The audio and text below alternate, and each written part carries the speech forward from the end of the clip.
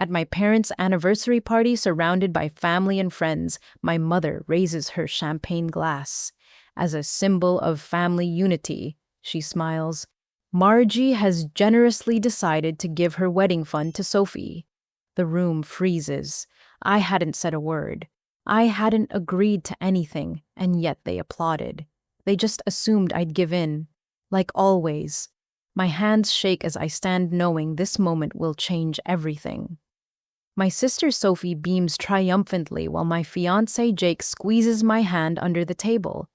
The champagne glass in my hand felt like lead as I set it down on the white tablecloth. Every eye in that banquet hall remained fixed on me, waiting for my response to my mother's announcement. But to understand why this moment shattered my world, I need to take you back 5 years. My grandmother, Eleanor, was the strongest woman I ever knew. She built her own accounting firm in the 1970s when women rarely ran businesses. She invested wisely, lived modestly, and accumulated wealth that surprised everyone when she passed. I was 23 then, fresh out of college working my first real job at a marketing agency downtown.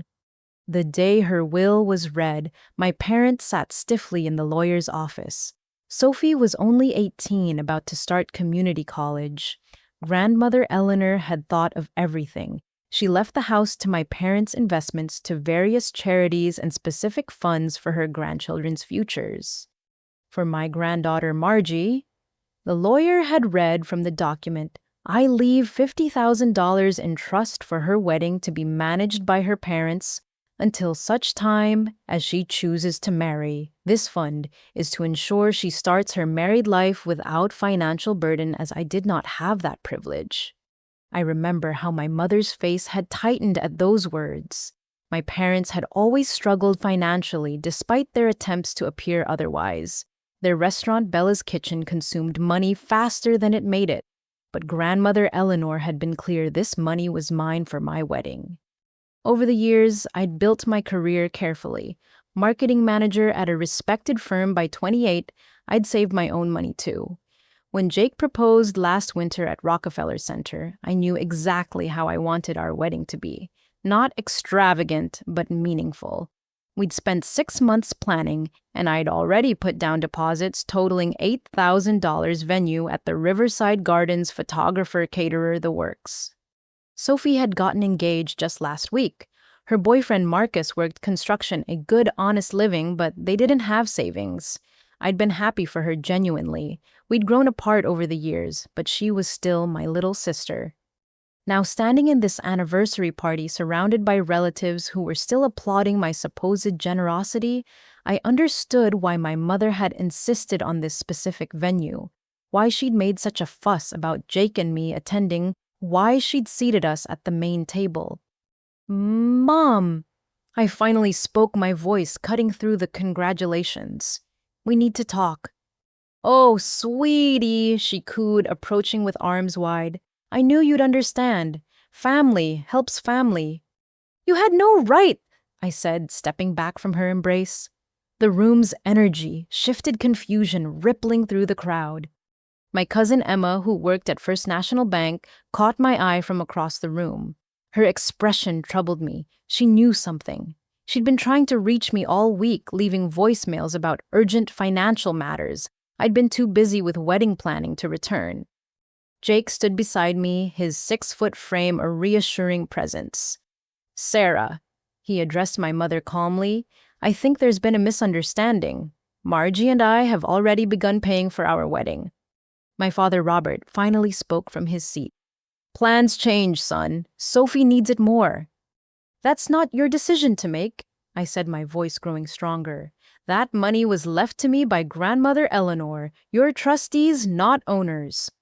Sophie's triumphant smile had faded, replaced by something I couldn't quite read. She whispered urgently to Marcus, who looked uncomfortable in his rented suit. Don't make a scene, my mother hissed, her public smile still plastered on. We'll discuss this later.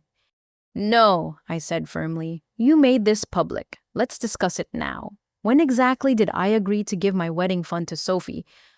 The guests began murmuring. Aunt Patricia, my mother's older sister, rushed over. Now, let's not ruin your parents' special day." "They ruined it," I replied, "when they decided to give away money that isn't theirs." Emma had made her way through the crowd. She leaned close, whispering urgently, "Margie, we really need to talk. About your grandmother's trust, there are irregularities." My stomach dropped. What kind of irregularities? "Not here," she said, glancing at my parents. "But soon, very soon." My mother was in full performance mode now, dabbing at her eyes. "I can't believe my own daughter would embarrass us like this, after everything we've done for you." "Everything you've done?" I couldn't help the bitter laugh. "You mean holding my inheritance?" Uncle Thomas, my father's brother, spoke up from his table. "Perhaps we should all calm down. Family business should stay private." But it was too late for private. My mother had made sure of that when she'd announced her fictional generosity to 50 guests. I looked around the room, cousins, aunts, uncles, family friends, my parents' restaurant employees, all witnessing this moment. "I'm leaving," I announced, taking Jake's hand, "and tomorrow I'm calling grandmother's lawyer." "You ungrateful child," my father stood, his face red. "Your sister is pregnant. She needs this money." The room gasped. This was news to me. I looked at Sophie, who had the grace to look down at her hands. "Congratulations," I said quietly, "but that doesn't make my money yours." As Jake and I walked out, I heard the eruption of voices behind us. My mother's wails, my father's angry words, relatives choosing sides. The anniversary party was ruined, but that was the least of my concerns. In the car, Jake took my hand. "Are you okay?" "No," I admitted, "but I will be. First thing tomorrow, I'm calling Emma back. Then I'm getting a lawyer." "Your parents really thought they could just take your money." I stared out at the passing streetlights. They've always favored Sophie, always made excuses for her, but this is theft. My phone was already buzzing with texts. Family members trying to mediate Sophie, sending crying emojis, my mother's all-caps messages about destroying the family. I turned it off. "What did Emma mean about irregularities?" Jake asked. "I don't know," I said, though a sick feeling in my stomach suggested I might, "but I'm going to find out." As we drove home to our apartment in Brooklyn, I thought about grandmother Eleanor. She'd worked so hard for everything she had. She'd been specific in her will, careful with her words. She'd trusted my parents to safeguard my future, and they'd betrayed that trust. The twist Emma would reveal tomorrow would shake me even more. My parents hadn't just been planning to give my money to Sophie. They'd been using my wedding fund as collateral for their failing restaurant business for 2 years, leveraging my inheritance for loans I knew nothing about. The $50,000 wasn't just promised to Sophie. It was already gone, tied up in debt and deceit. But I didn't know that yet. All I knew was that I'd stood up to them for the first time in my life, and everything was about to change. The morning sun streamed through my parents' kitchen windows as I stood at their front door, Jake beside me. I'd barely slept, running through everything I wanted to say. Emma's revelation from the night before echoed in my mind. My parents had been using my wedding fund as collateral for business loans. The betrayal cut deeper than just giving money to Sophie. My mother opened the door wearing her yellow Sunday robe, the one with tiny flowers she'd had for 15 years.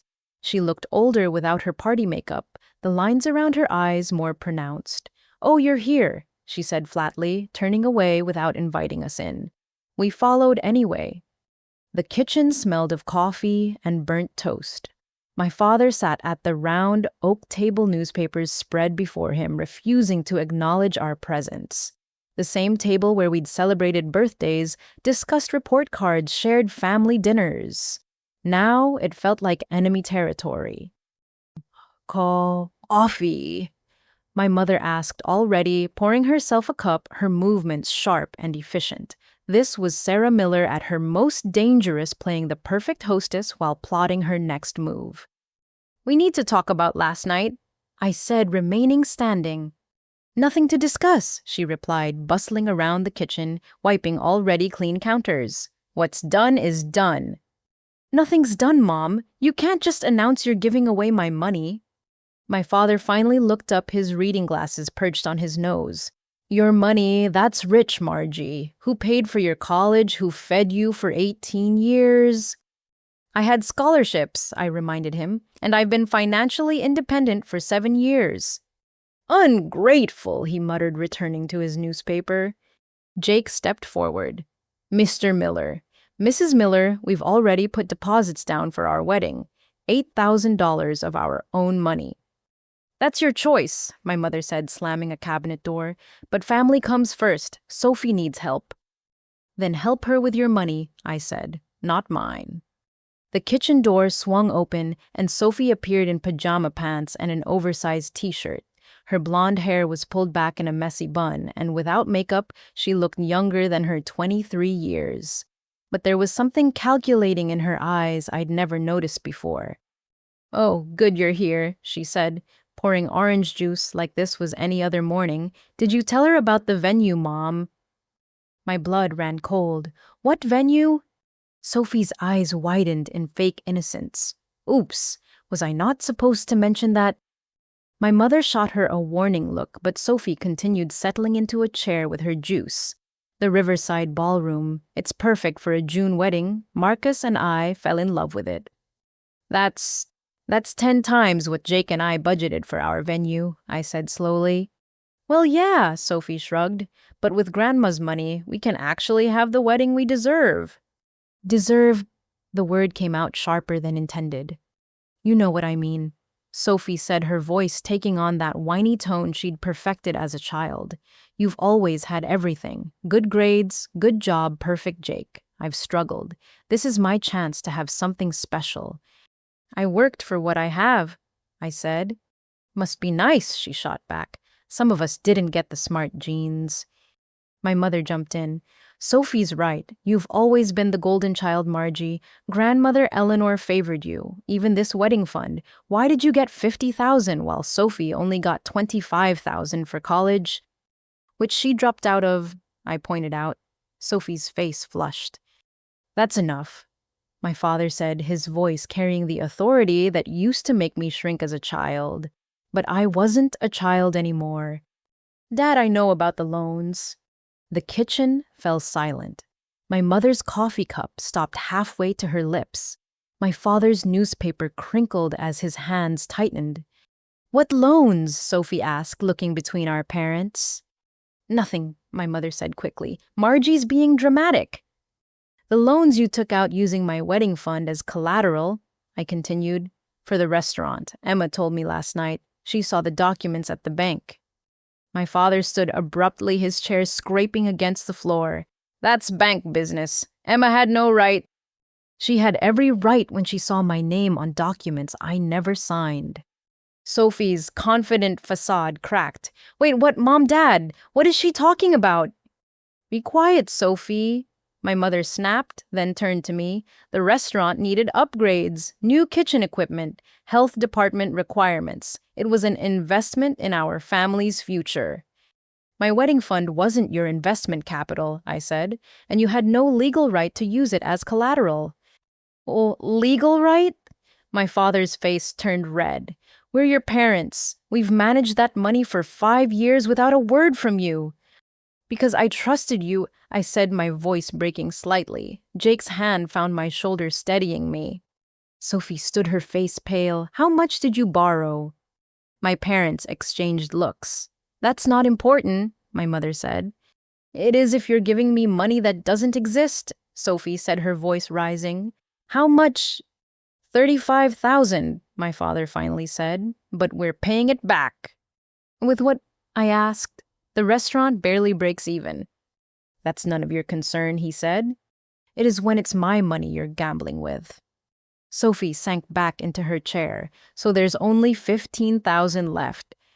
There's the full amount, my mother insisted. We just need to restructure some things. Restructure? I laughed bitterly. You mean take out more loans, forge more documents? We never forged anything, my father said, but his eyes shifted away. Sophie suddenly laughed a sharp sound. This is perfect, just perfect. You promised me a dream wedding with money that's not even there. We promised you your sister's money, I corrected, which was never yours to promise. She turned to me then, and for a moment I saw something like desperation in her eyes. You don't understand, Margie. I'm pregnant. Marcus and I need this. His family already thinks I'm trash. This wedding was supposed to prove them wrong. Sophie, I said gently, I'm sorry you're struggling, but stealing from me won't solve your problems. It's not stealing when it's family, my mother interjected. It's exactly stealing when it's family, Jake said, speaking up. With strangers, it would just be theft. With family, it's betrayal, too. My father pointed at Jake. You stay out of this. You're not family yet. He's more family than you're acting like, I said. Sophie stood abruptly, her chair toppling backward. I can't believe this. You promised me, Mom. You said Margie would understand. You said she'd want to help her pregnant sister. I would have helped, I said, if you'd asked. If you'd been honest, I might have gifted you something for your wedding, but not like this, not with lies and manipulation. Everything's always about you, Sophie spat. Perfect Margie with her perfect life. My life isn't perfect, I said, but I built it myself, without stealing from anyone. Girls, please, my mother tried to interject, but Sophie was on a roll. Do you know what it's like living in your shadow? Everything I did was compared to you. My grades, my job, my boyfriend. Even now pregnant and engaged, I'm still not good enough. That's not my fault, I said quietly. No, but you could share. Just this once you could put family first. I am putting family first, I said. My future family. Jake and me and the children will have someday. The ones grandmother Eleanor wanted to help with this money. My mother slammed her hand on the counter. Enough. Sophie, go upstairs. Margie, you need to leave. When you've calmed down and come to your senses, we'll talk. I'm perfectly calm, I said, and my senses are fine. I want a full accounting of my trust fund. Every transaction, every loan, every document, by the end of the week. Or what might my father challenged. Or I go to the police, I said simply. Sophie gasped from the doorway where she'd paused. You wouldn't. Not to your own parents. Watch me, I said, meeting her eyes. I'm done being the good daughter who never makes waves. You want to play dirty? I can do that too. As we turned to leave, Sophie called out one more thing. For what it's worth, I've only put down a $2,000 deposit on the venue. Use my credit card. I knew the money would come through because Mom promised. Mom promises a lot of things, I said, not looking back. In the car, I finally let the tears fall. Jake drove in silence for a while before speaking. That was incredibly brave. Was it, I wiped my eyes, or was it stupid I just threatened my parents with police action? They stole from you, Margie, and from the sound of it, they're still lying about something. He was right, of course. What I didn't know yet was that Sophie's little slip about the venue deposit wasn't accidental. She'd known about our parents' scheme for 3 weeks, helping them plan every detail. The credit card she'd used, it was a new one taken out in my name without my knowledge, using information from my trust fund documents. But those revelations would come later. For now, I had a lawyer to find and a trust fund to investigate. My family had just shown me who they really were. It was time I showed them who I'd become. The law office of Catherine Westbrook occupied the 20th floor of a glass tower in downtown Manhattan. I sat in the waiting area, my hands clutched around a folder containing every document I'd managed to gather about my grandmother's trust. Jake had wanted to come, but I'd insisted on doing this alone. Some battles you have to face yourself. Catherine Westbrook wasn't what I'd expected. Instead of the stern, older woman I'd imagined, she was perhaps 40 with short auburn hair and kind eyes behind designer frames. Her handshake was firm, her smile genuine but professional. Emma Chen spoke highly of you when she called, she said, leading me into her office. Floor-to-ceiling windows showcased the city skyline. She's concerned about what she discovered at the bank. She mentioned irregularities, I said, settling into a leather chair. That's putting it mildly. Catherine opened a file on her desk. I took the liberty of pulling some public records after Emma's call. Your grandmother's will was quite specific about the trust provisions. She slid a document across the desk. I recognized my grandmother's attorney's letterhead.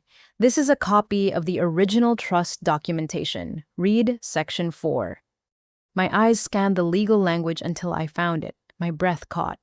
This says the wedding fund was just the beginning. 50,000 for your wedding, yes, Catherine confirmed, but also 75,000 designated for your first home purchase and another 75,000 for your future children's education, a total of $200,000 to be distributed at specific life events. The room spun slightly. My parents never told me about the rest. According to these records, they've been drawing administrative fees of $2,000 monthly for 5 years. That's $120,000 in fees for managing a trust. That can't be legal. It's not. Catherine's expression hardened. Trust management fees should be minimal, maybe a few $100s annually for basic administration. This is embezzlement. I thought I'd prepared myself for bad news, but this was worse than I'd imagined. So they've stolen more than half the trust already. That's not all. Catherine pulled out another document. 3 months ago, someone attempted to transfer the entire remaining trust balance to a new beneficiary, your sister Sophie. The documents bear your signature. I looked at the papers. There was my name signed in flowing script, but that's not my signature. It's close, but look at the way the jugi loops. I don't do that. Catherine smiled grimly. I thought as much. Emma flagged this transaction because she knows your signature from your personal accounts. The transfer was held pending verification, which your parents have been avoiding. They forged my signature. The betrayal hit fresh even after everything else. It appears so, but there's more. She pulled out a stack of bank statements. Your parents took out 3 separate loans against the trust. Not just the $35,000 they admitted to. The total borrowed is $90,000. $90,000. I couldn't process the number, but that means the trust is essentially depleted. The bank holds liens against it for the full amount. Your parents have been making minimum payments, but they're behind. I stared at the papers, seeing my future disappear.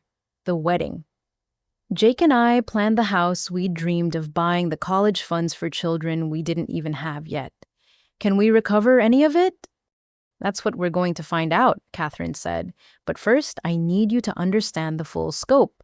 Your parents didn't just take your money. They've been using Sophie's college fund too, and there are indications they've done this to other family members.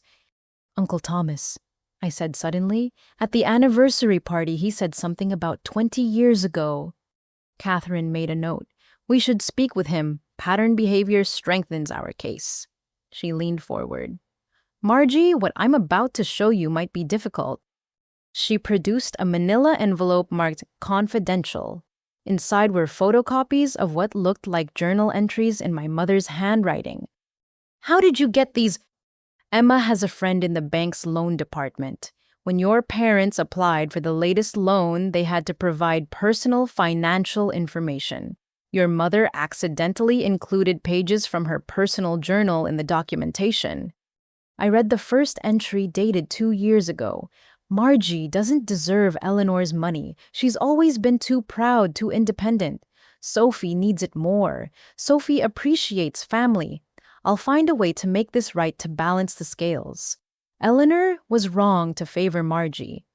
My hands shook as I read more entries. My mother detailed her resentment, her plans, her justifications. One entry from 6 months ago made my stomach turn. Spoke with Sophie today about the wedding fund transfer. She's nervous, but understands it's for the best. Margie has Jake's income to rely on. Sophie has nothing. This is justice. Sophie knew, I said numbly. She's known for months. I'm afraid so, Catherine confirmed. She's been actively participating. We found credit applications in your name that trace back to Sophie's phone number and email. The venue deposit, I realized. She said she used her credit card, but She used a card opened in your name 3 weeks ago. The application was filed online using your social security number and trust fund information. I felt sick. My baby sister, who I'd protected from bullies in school, who'd crawled into my bed during thunderstorms, had helped steal my identity along with my inheritance. Catherine gave me a moment to process before continuing. There's one more thing. A safety deposit box was opened in your name at a different bank. Security footage shows your mother and Sophie accessing it regularly. What's in it?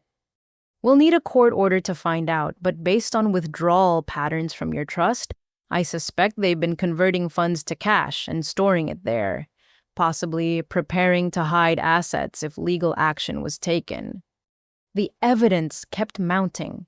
My parents hadn't just stolen from me, they'd created an elaborate scheme involving forgery, identity theft, and fraud, and Sophie wasn't their victim, she was their accomplice. What do we do now? I asked. We have several options, Catherine said. We can pursue civil action to recover the funds and damages. We can file criminal charges for fraud, forgery, and identity theft. Or we can attempt mediation, though given the scope of deception, I don't recommend it. Criminal charges against my own parents. I know it's difficult, but they've committed serious crimes. This isn't a family squabble over money, it's systematic fraud spanning years. I thought about all the times my parents had complained about money while apparently sitting on my stolen inheritance. The guilt trips about their struggling restaurant while they paid themselves illegal management fees. Sophie's tears about being the unfavored daughter while she helped them rob me. There's something else to consider, Catherine added. If your parents have done this to you and potentially other family members, who else might, they have defrauded business partners, investors in their restaurant. You think this goes beyond family. Financial criminals rarely limit themselves. We should investigate their restaurant's finances too.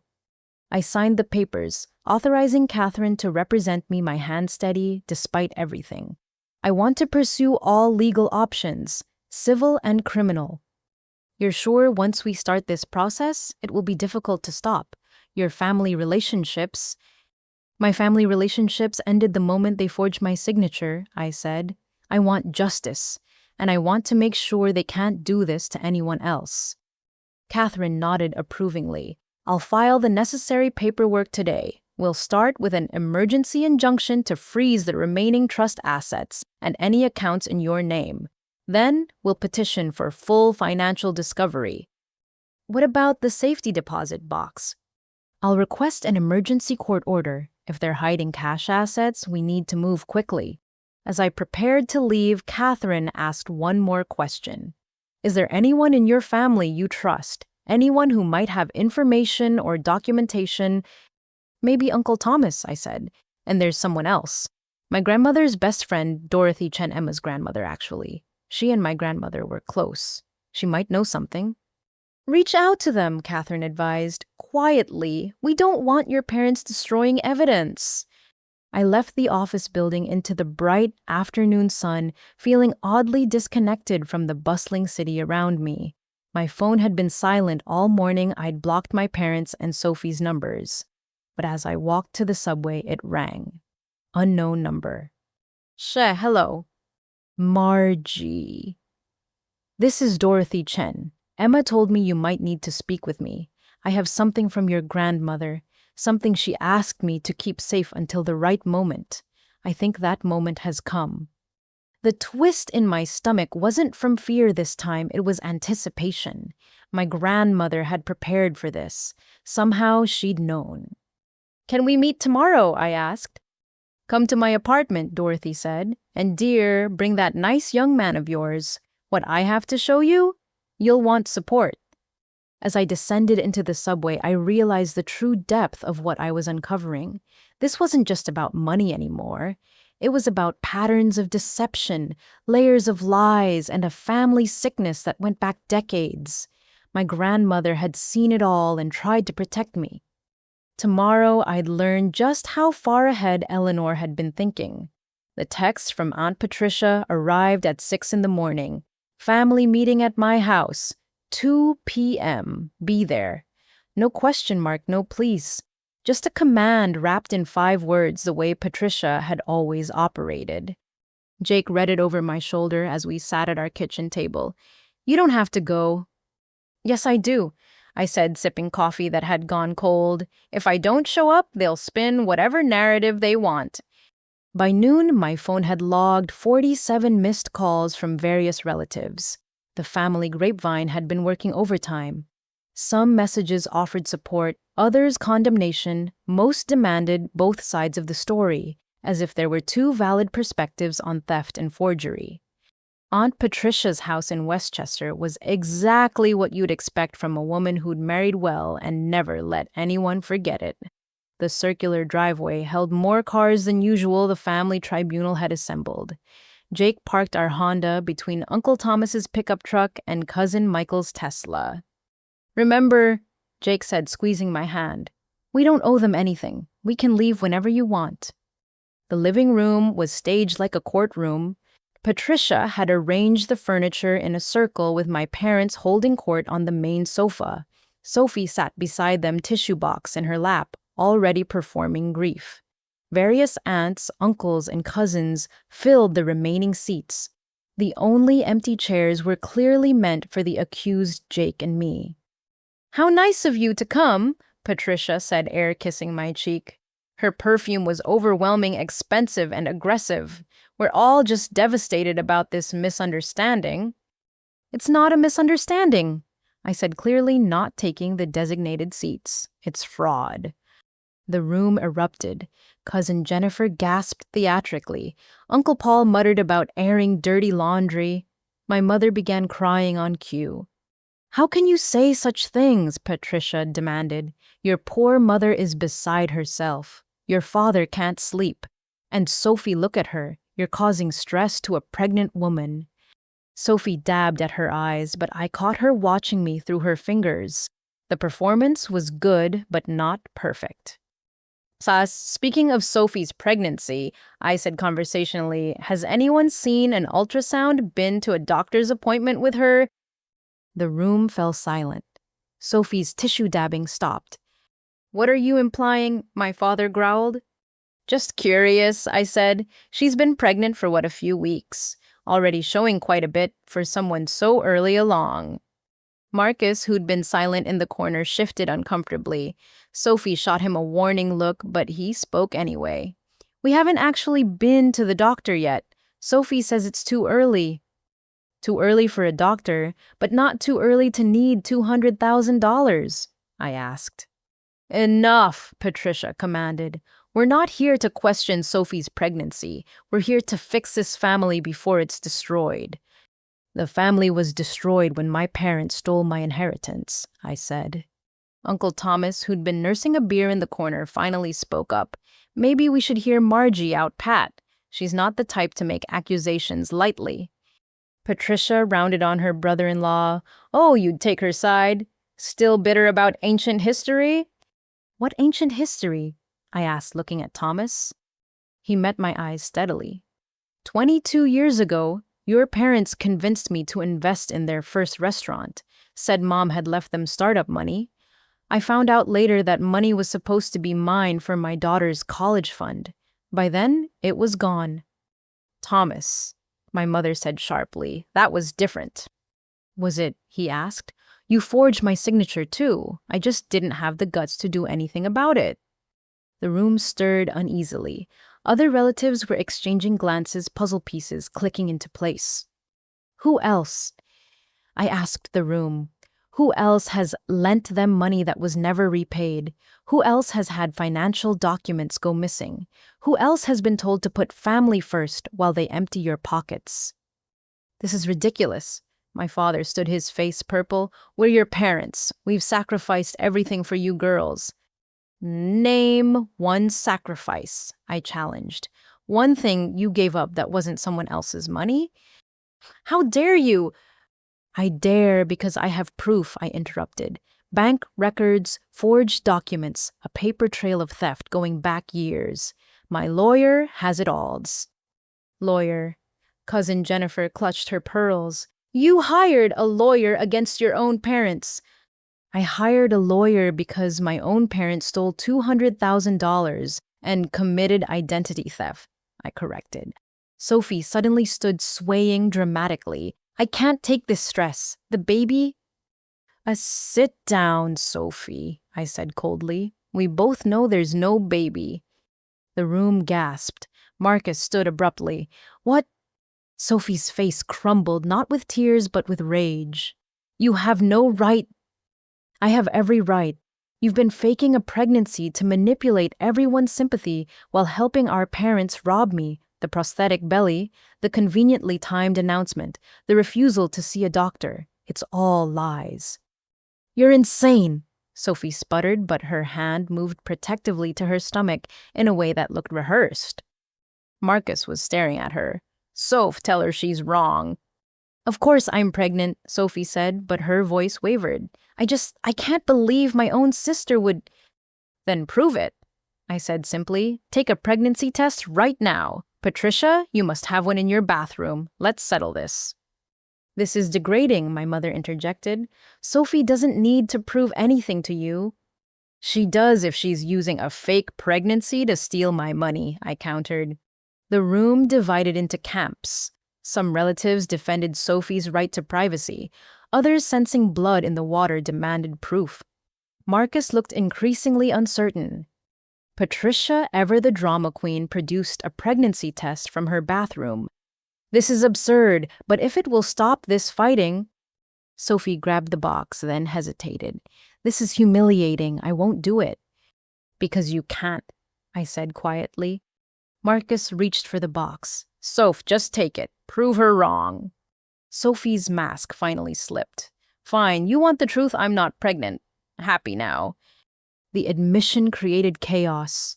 Marcus sank into a chair, head in his hands. My mother tried to spin it. She's just confused, stressed. But the damage was done.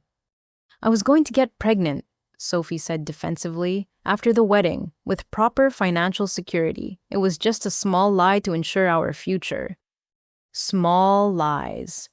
I pulled out copies of the forged documents Catherine had given me. Like the credit cards you opened in my name, the $3,700 you've already charged, the cash withdrawals from accounts you had no right to access. I distributed the copies around the room. Watching my relatives read the evidence was like watching dominoes fall. Each face registered shock, then understanding, then careful distance from my parents and Sophie. Uncle Thomas studied the papers. This is extensive. Sarah Robert, tell me this isn't real. My parents couldn't meet anyone's eyes. Their silence was damning. There's more, I continued. They've done this before. To Thomas, to others. Ask yourselves, how many times have they borrowed money they never repaid? How many family investments went bad? How does a restaurant that's always struggling afford renovations every few years? Patricia, for once, was speechless. The family matriarch who'd summoned me here to heal was seeing her brother and sister-in-law with new eyes. We should go, my mother said, standing. We don't have to listen to this. Actually, you do, a new voice said from the doorway.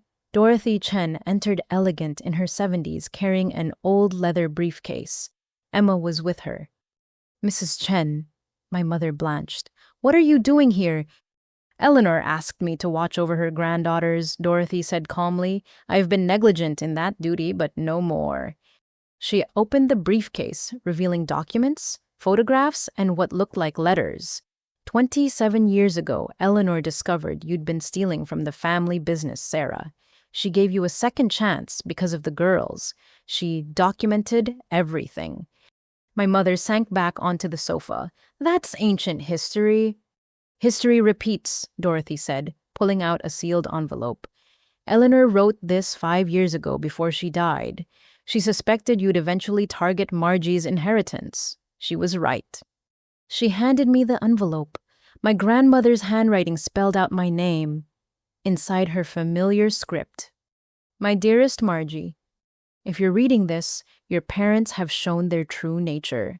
I'm sorry I couldn't protect you better. The money I left was never just about weddings or houses. It was about freedom from their manipulation. In the safety deposit box at First National account details below, you'll find documentation of their past crimes and my own provisions to protect you. Don't let family guilt stop you from seeking justice.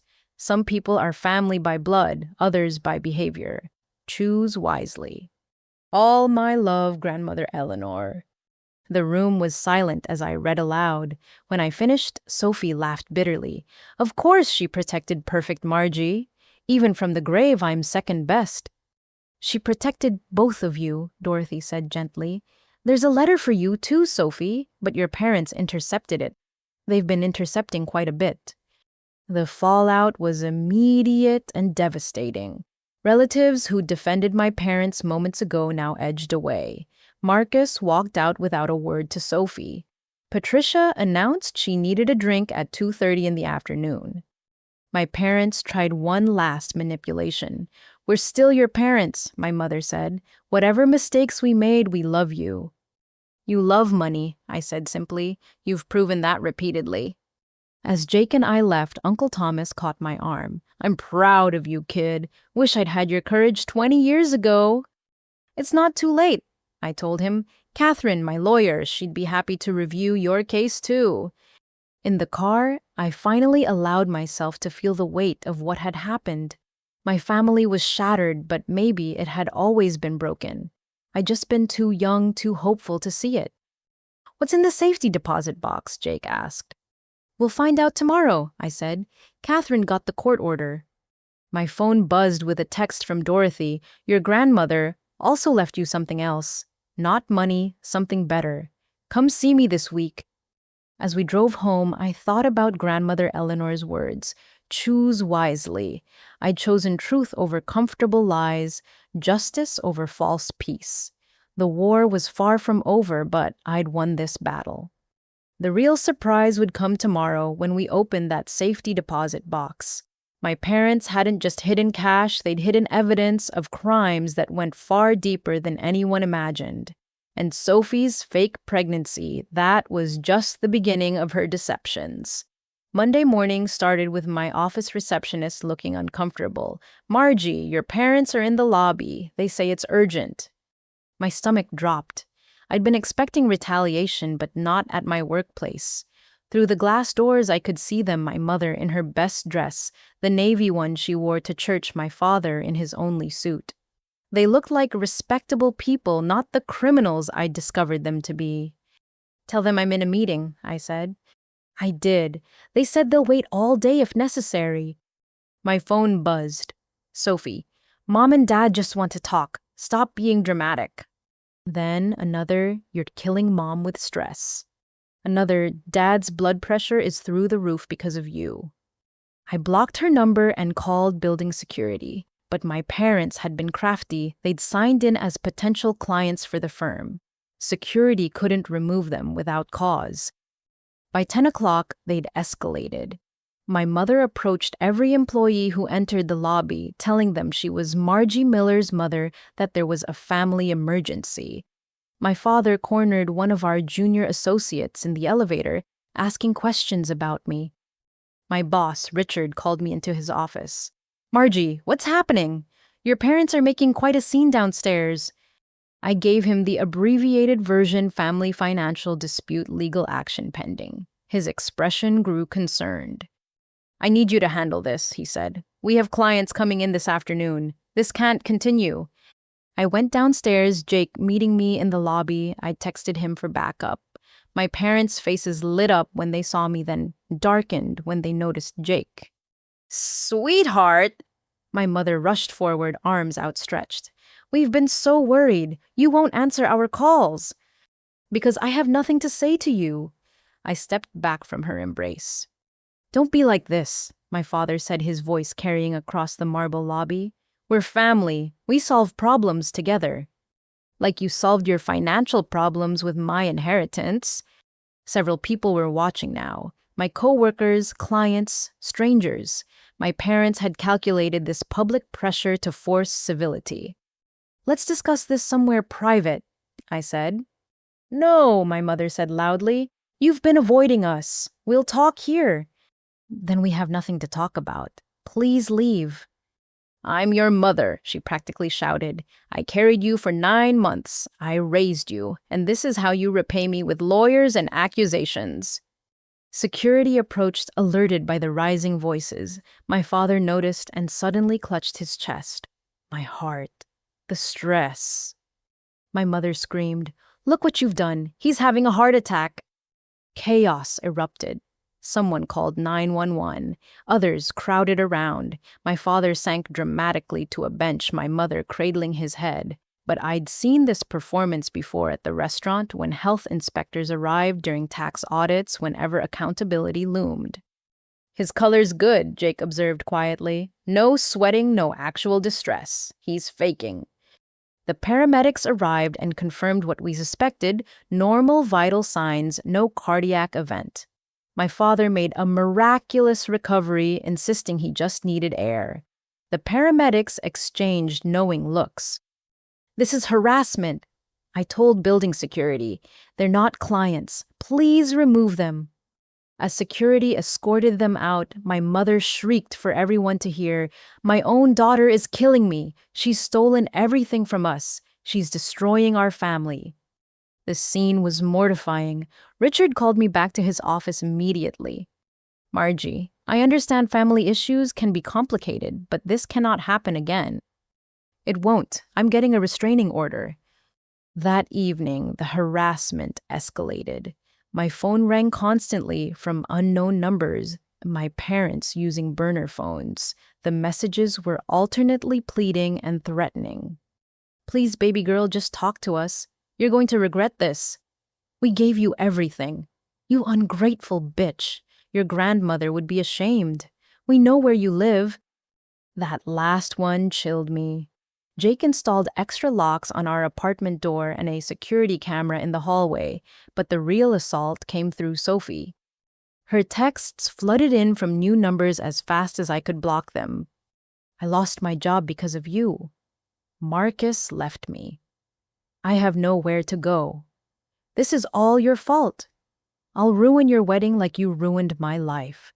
Jake deserves to know what kind of person you really are.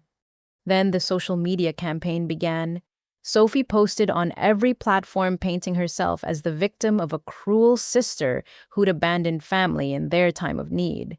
She shared photos from our childhood, using matching Christmas dresses, building sandcastles, her on my shoulders at a concert. The captions told a story of sisterly love destroyed by greed. The comments poured in from distant relatives and family friends who didn't know the full story. How could you? Your poor parents. Money isn't everything, Margie. But the worst was yet to come. At 2 a.m, our apartment building's fire alarm went off. Jake and I evacuated, with our neighbors standing in the cold while firefighters searched for the source. False alarm, they concluded. Someone had pulled the alarm on our floor. The next night, same thing. Then again, the third night. They're trying to exhaust us, Jake said as we trudged back inside after the fourth false alarm. The breaking point came Thursday evening. I was working late when Jake called, his voice tense. Don't come home the usual way. Your parents are here. What? They're in the lobby arguing with the doorman. Your mom's crying, your dad's yelling about parental rights, and Margie, Sophie's with them. She's wearing what looks like a pregnancy suit under her coat, still faking it. I called Catherine immediately. Within an hour, she'd prepared emergency restraining order paperwork. We need to document everything, she said. Save all messages, record any encounters, keep a log of incidents. At midnight, as Jake and I lay sleepless after another false fire alarm, we heard scratching at our door. Jake grabbed a baseball bat while I called 911. Through the peephole, we saw my father trying to slip something under the door. Turned out to be a rambling letter about forgiveness and family duty, sprinkled with vague threats about consequences. The security camera captured everything, including Sophie spray painting "selfish bitch" on our door before my mother pulled her away. The police arrived and took statements. The building management was furious, other tenants were complaining. We risked eviction if this continued. Friday morning brought the worst violation. I arrived at work to find my desk ransacked, personal items scattered. Security footage showed a woman matching Sophie's description had talked her way in claiming to be me, saying she'd forgotten her key card. She'd been in my office for 20 minutes before being discovered. Among the missing items, my planner with wedding vendor information, contact lists, and personal notes. She'd left something behind, though, a printed email she'd tried to send from my computer to Jake confessing to an affair with a coworker. Fortunately, she hadn't figured out my password. "That's it," Richard said. "Margie, I'm sorry, but you need to work from home until this is resolved. We can't have this disruption." I was being punished for being a victim, but I understood the firm had to protect its interests. The judge granted the emergency restraining order that afternoon. My parents and Sophie were ordered to stay 500 feet away from Jake and me, our home and our workplaces. No contact through any medium. "This is just paper," Catherine warned. "Desperate people don't always respect court orders." She was right. That night, despite the restraining order, we woke to banging on our door. My mother's voice slurred with alcohol or medication. "I just want to talk to my baby. A mother has rights." The police arrested her for violating the order. My father, who'd driven her there, was arrested too. Sophie was nowhere to be found. Later we learned she'd been the lookout texting them when police arrived. She'd fled before being caught. Saturday morning, Catherine called with disturbing news. "Your parents made bail, and there's something else. They've been contacting wedding vendors claiming to be you canceling services." My florist had already given away our date. The photographer was confused by conflicting emails. The venue called to confirm the cancellation I hadn't made. "We'll add harassment and identity theft to the charges," Catherine said grimly. But the real shock came Sunday night. Marcus, Sophie's ex-fiancé, called me. "I need to tell you something," he said. "Sophie's not just faking pregnancy. She's been planning this for months. I found journals, emails. She and your mom have been plotting to get your inheritance since before we got engaged. The engagement was part of the plan to justify needing money. I was just a prop." "Why tell me now?" "Because she's dangerous, Margie. More than you know. She told me once when she was drunk that if she couldn't have your life, she'd destroy it. I thought it was just talk, but be careful." The restraining order was just paper, like Catherine had said, but it was also evidence proof of harassment documentation for the criminal case. My parents had escalated from financial crimes to stalking and harassment. Sophie had revealed herself as not just a willing accomplice, but an active architect of my destruction. The war had moved from family meetings to courtrooms, from guilt trips to legal documents. They'd tried to break me through exhaustion, humiliation, and fear. They'd failed. Monday morning, I worked from my laptop at Jake's parents' house. They'd insisted we stay with them for safety. Catherine texted that she'd filed additional charges. The criminal case was building. But I knew my family wasn't done. Cornered animals are the most dangerous. The restraining order had drawn a legal line in the sand. They were about to cross it in ways I never imagined. Catherine's office conference room had transformed into a war room. Bankers' boxes lined one wall, whiteboards covered another, and in the center sat forensic accountant Diana Morrison, a woman who looked like she could audit the devil himself and find discrepancies. "Your parents are either criminal masterminds or incredibly lucky idiots," Diana said, adjusting her reading glasses. "I'm leaning toward the latter with delusions of the former." She spread financial documents across the table like a dealer laying out cards. "Let's start with what we can prove. Your grandmother's trust, $200,000. Current balance, negative $18,000. "Negative?" Jake asked. "How is that possible?" "Loans, fees, and interest," Diana explained. "But here's where it gets interesting. Your parents didn't just steal from you. Sophie's college fund of $75,000 gone. Took it out in educational expenses that coincidentally match restaurant equipment purchases." I stared at the receipts, a commercial freezer categorized as dormitory supplies, a new stove system labeled computer for online classes. Sophie knew. Based on these texts between her and your mother, she found out 6 months ago. Instead of being angry, she negotiated for a bigger cut of your trust fund. Catherine pulled up bank records on her laptop. It goes deeper. Your parents have been running a Ponzi scheme with family money for 15 years, taking from one relative to pay another, always staying barely ahead of disaster. Like what they did to Uncle Thomas, I said. Exactly. We've identified 12 family members they've borrowed from. Only 2 were ever partially repaid, and only because those relatives threatened legal action. Diana flipped to another section. Your Aunt Patricia.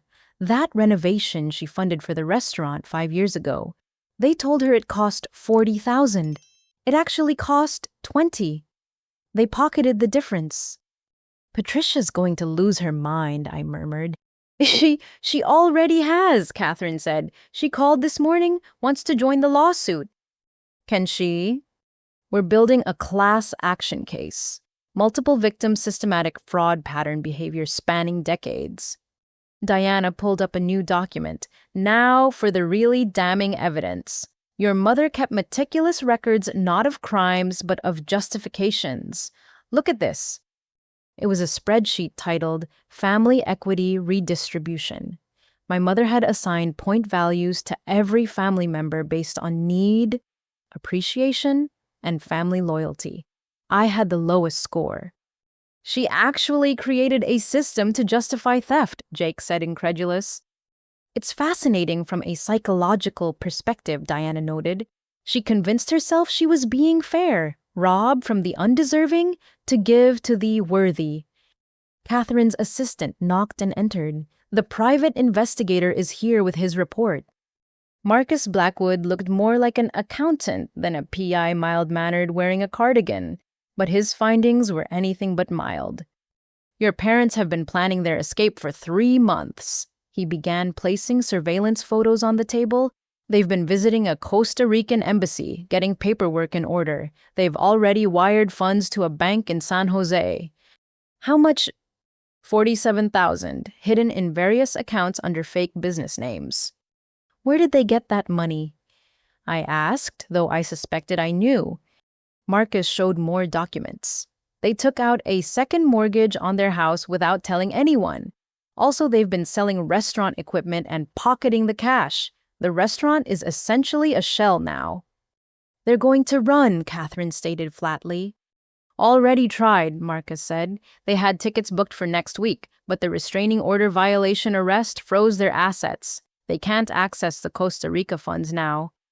Diana had been typing furiously. Wait, there's something else. Sophie's been busier than we thought. She showed us credit reports. My name but not my life stared back from multiple applications. 6 credit cards, 2 personal loans, even a car lease for a BMW I'd never seen. Total damage? I asked, bracing myself. $89,000 in fraudulent debt under your name. She was systematic small purchases at first to establish the accounts, then major expenses. The BMW, she traded it in for cash at a loss last week. So she has liquid funds. Had, Marcus corrected. She used them to rent an apartment under a fake name. She's hiding from creditors and her ex-fiancé. But here's the interesting part, she's been visiting someone regularly. He showed surveillance photos of Sophie entering a modest house in Queens. Recognize the address. I studied it, then gasped. That's where Michael lives, our brother. Brother, Jake looked confused. The one our parents gave up for adoption. We just found out about him at the anniversary party. Well, he and Sophie have been in contact for months, Marcus revealed. Long before that party. Whatever surprise he provided in court, Sophie knew about it. The layers of deception kept peeling back. Every revelation showed new depths of manipulation and planning. There's more, Diana said quietly. I've been analyzing the restaurant's books. Your parents haven't just been stealing from family. They've been committing tax fraud. Major tax fraud. They've been underreporting income by 60% for a decade. The IRS. Catherine's eyes lit up. That changes everything. Federal crimes mean federal prison.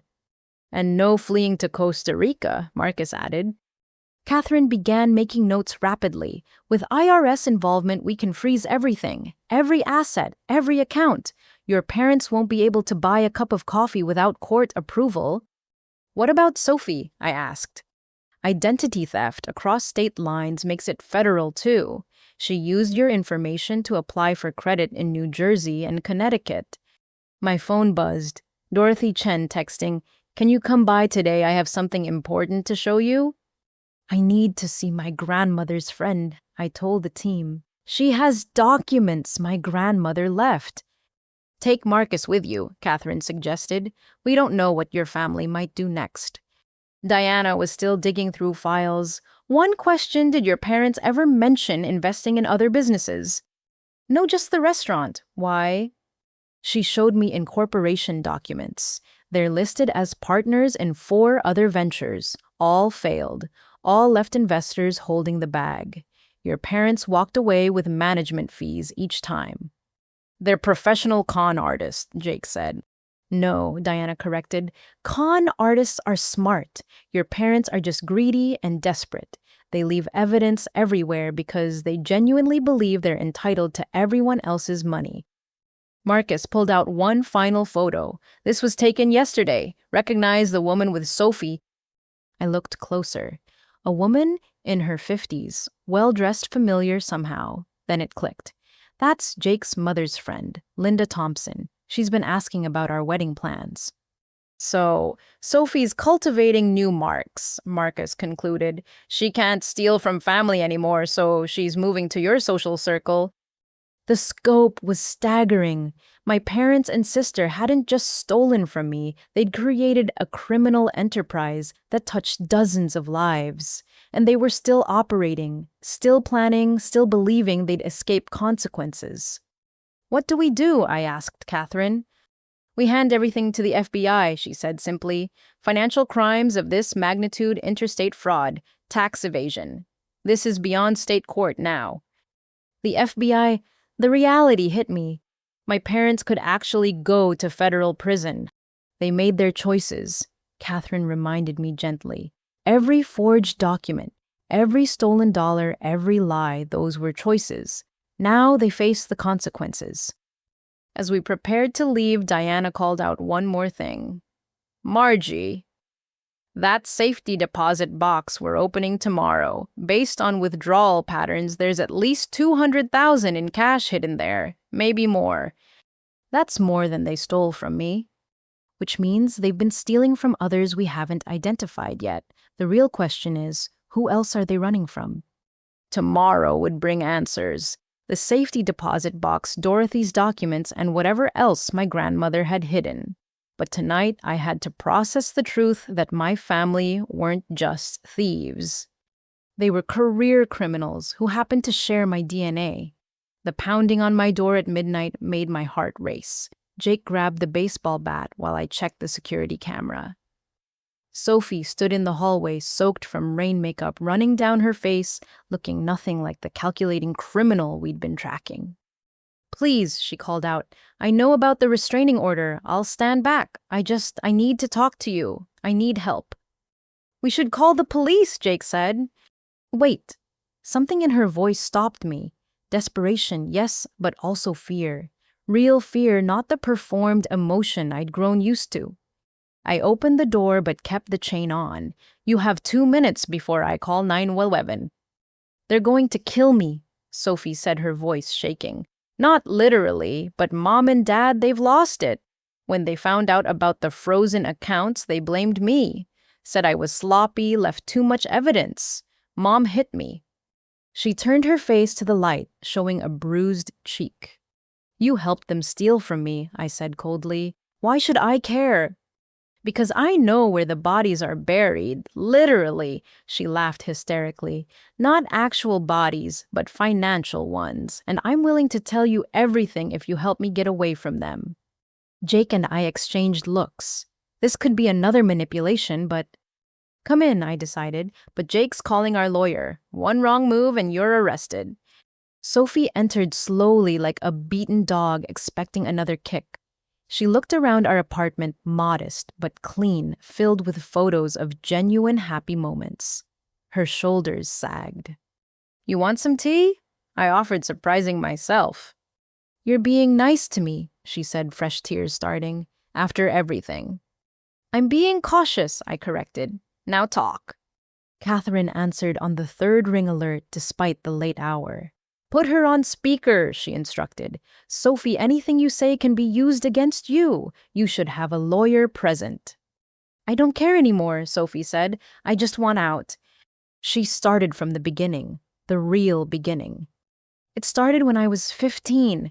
Mom found out I'd been shoplifting stupid teenage stuff. Instead of punishing me, she said she understood the thrill. Said the real skill was taking from people who deserved it.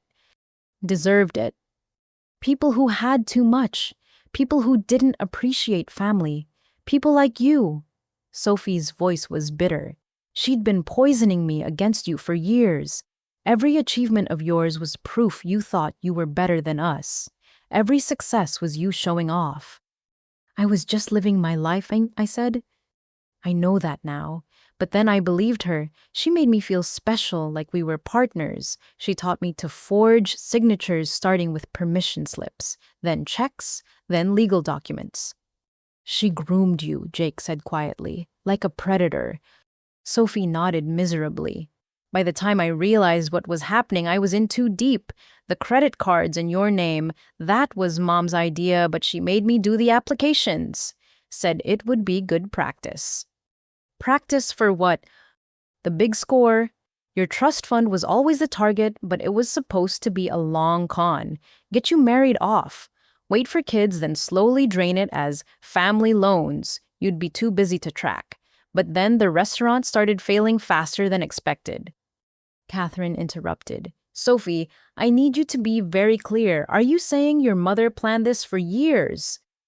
Decades, Sophie confirmed. She has journals going back to when Grandma was alive. Plans for taking the inheritance. She was furious when Grandma set up trusts instead of leaving cash. Why didn't you ever tell me? Sophie laughed bitterly. With what proof? Mom made sure my fingerprints were on everything. I was the one who filled out forms, made calls, did the dirty work. She stayed clean. If I talked, I'd be the only one with evidence against me. Until now, Catherine said, the investigation has uncovered her involvement. Too late for me, Sophie said, but there's more. The fake pregnancy, that was my idea, but not for the reason you think. I was trying to buy time. Time for what? To figure out how to get away. Marcus was my exit plan. Marry him, move across country, start fresh.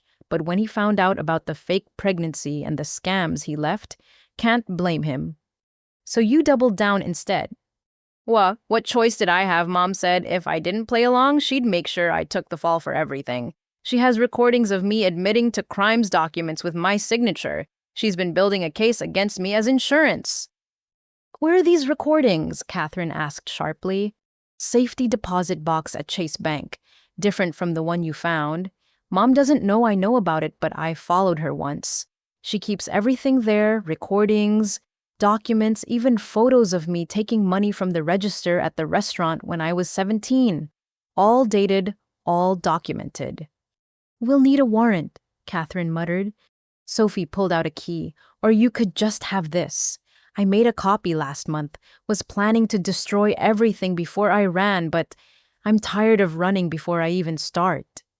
The room fell silent. Sophie continued, her voice stronger now. There's something else about Michael. Our brother. He's been playing everyone. He contacted Mom and Dad first, not the other way around. Blackmailed them for $50,000 to stay quiet. But he also contacted me separately, said he'd help me get my share of Grandma's money if I helped him get his. He's been feeding information to both sides. He's been helping me, I protested. Has he been positioning himself as the hero while making sure the family destroys itself? Check his finances. That successful pediatric surgeon story, he lost his license 3 years ago for prescription fraud. He's as desperate as the rest of them. My head spun. Every ally might be an enemy. Every truth might be a lie. Why should we believe you? Jake asked. Sophie reached into her bag, slowly pulling out a manila envelope. Because I'm done. This is everything. Passwords to Mom's email accounts, recordings I made of her planning meetings, copies of the real books for the restaurant showing the tax fraud. I'm turning state's evidence, or whatever they call it. I just want immunity and a chance to start over. That's not my call, Catherine said, but cooperation will help your case. There's one more thing, Sophie said, meeting my eyes. The money in that safety deposit box tomorrow, it's not just from family. Mom and Dad have been taking deposits for catering events at the restaurant, then claiming cancellations and keeping the money. There are at least 30 couples who think their wedding receptions are booked for next year. The restaurant will be closed by then. They stole from engaged couples. Mom called it advance karma, said they'd probably get divorced anyway, so why waste the deposits on actual weddings? Sophie's voice cracked. I know you can't forgive me. I wouldn't. But I wanted you to know somewhere under all the poison and manipulation I still remembered when we were real sisters, before Mom turned us into weapons against each other. She stood to leave. The restraining order, I'll respect it. I'm leaving town anyway, starting fresh somewhere nobody knows me. Maybe I'll actually become the person I should have been. Sophie, I called as she reached the door. Thank you for finally telling the truth. She paused. Want to know something funny? Mom always said you were too soft, too trusting, but you're the only one who saw through it all. You're the strongest person in this family, always were. After she left, Jake triple-locked the door. Catherine was already making plans for the new evidence, but I sat on the couch processing the revelation that my little sister hadn't been a willing monster. She'd been a groomed victim who became a perpetrator. Do you believe her? Jake asked. I don't know, I admitted, but we'll verify everything. Trust, but verify right. My phone buzzed. A text from an unknown number. Sophie was right about Michael. Check his medical license. Check his debts. Check his real name. A friend. The hits kept coming. My family wasn't just broken, it was built on lies all the way down to the foundation. But Sophie had done something none of them had. She'd chosen truth over family loyalty. Maybe there was hope for redemption after all, or maybe this was just another con deeper and more complex than the rest. Tomorrow's evidence would tell. The courthouse steps swarmed with reporters as Catherine and I arrived Tuesday morning. Someone had leaked the story, local restaurant owners accused of million-dollar family fraud, and the media smelled blood in the water. No comments until after filing. Catherine instructed, guiding me through the crowd. Inside the clerk's office was bustling with its usual mix of lawyers, plaintiffs, and defendants. But when Catherine placed our stack of documents on the counter, all 400 pages, conversations stopped. Case number, the clerk asked. New filing, Catherine replied. Miller versus Miller et al. RICO violations, fraud, identity theft, embezzlement. We're also filing for class action status. RICO, Racketeer Influenced and Corrupt Organizations Act, the law used against organized crime, because that's what my family had become, an organized crime syndicate. As the clerk stamped each page, making it public record, I felt the weight of finality. No more family secrets, no more protecting reputations. Everything would be exposed. Margie! A familiar voice made me turn. Aunt Patricia stood there with her own lawyer, looking older than I'd ever seen her. I'm filing too. They took $40,000 from me, maybe more. Behind her, Uncle Thomas nodded. $60,000 here. Should have done this 20 years ago. Within an hour, 7 family members had shown up to add their names to the lawsuit. The courthouse buzz grew louder. By lunch, a news van had parked outside. Catherine fielded calls while I sat in a quiet corner watching my family's dirty laundry prepare for public airing. Then my phone rang. The restaurant's number. You stupid girl, Saya, my father's voice seethed. Do you know what you've done? What you forced me to do, I replied. Channel 7 is here, at my restaurant, during lunch rush, asking about fraud allegations. Then tell them the truth. The truth, he laughed bitterly. The truth is you're destroying your mother. She's had to close service. She's in the office crying. Dad, don't call me that. No daughter of mine would do this. You're dead to us. He hung up. 30 seconds later, a text from my mother. I hope you're happy. You've killed me. My heart can't take this. When I die, it's on your hands. Catherine appeared reading from her phone. Local news picked it up. Beloved family restaurant owners accused of stealing from own children. They interviewed customers. Most are shocked, but 3 said they never received refunds for canceled events. The avalanche had started. We drove to the second courthouse appearance, the emergency asset freeze hearing. Judge Patricia Hawkins presided, a no-nonsense woman who'd seen every scam in the book. Your Honor, Catherine began, we've documented systematic fraud spanning 15 years. The defendants have already attempted to flee jurisdiction and hide assets internationally. She presented evidence methodically, bank records, forged documents, the Costa Rica accounts. Sophie's recorded testimony played through the courtroom speakers, detailing the conspiracy. My parents' lawyer, Gerald Stone, tried damage control. Your Honor, this is a family dispute blown out of proportion. My clients are hard-working restaurant owners being persecuted by a vengeful daughter. Shh, vengeful, Judge Hawkins raised an eyebrow. Counselor, I'm looking at forged signatures, fraudulent loans, and identity theft. This isn't vengeance. It's criminal evidence. Allegedly forged. Mr. Stone, the judge interrupted. I have 3 handwriting experts' reports here. Would you like to argue their methodology, or shall we move on? Stone wisely moved on. The judge's ruling was swift and complete. All assets frozen pending trial. The defendants will surrender passports immediately. Any attempt to access frozen accounts or liquidate assets will result in immediate arrest. My mother wailed from the gallery. How are we supposed to live?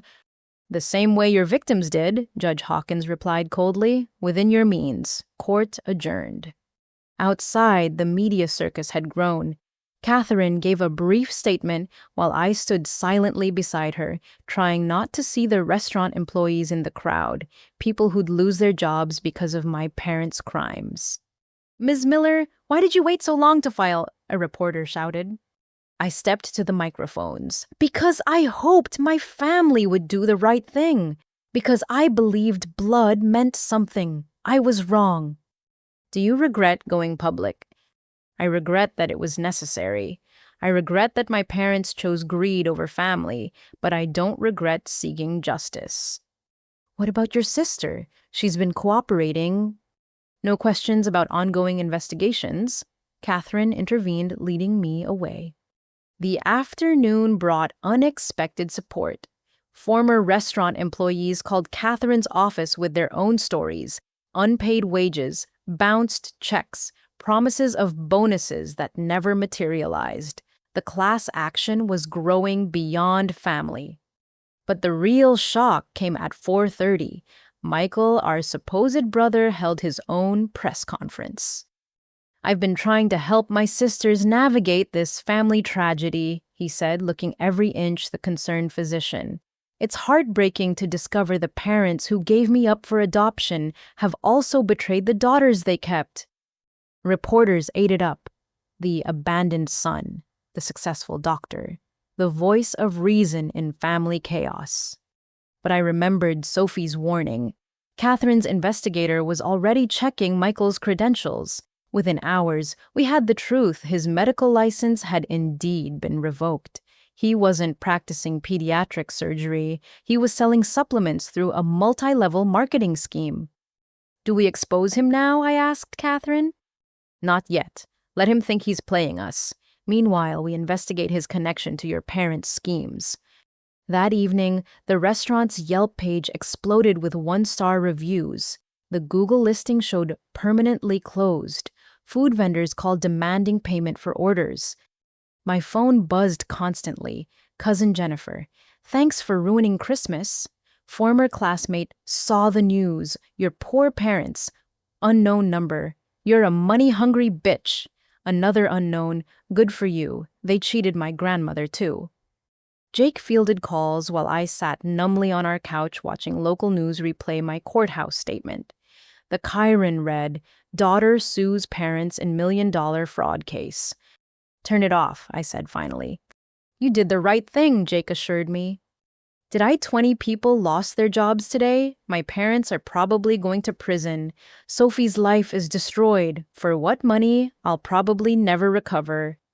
"For truth," he said simply. "For justice. For every future victim they won't be able to scam."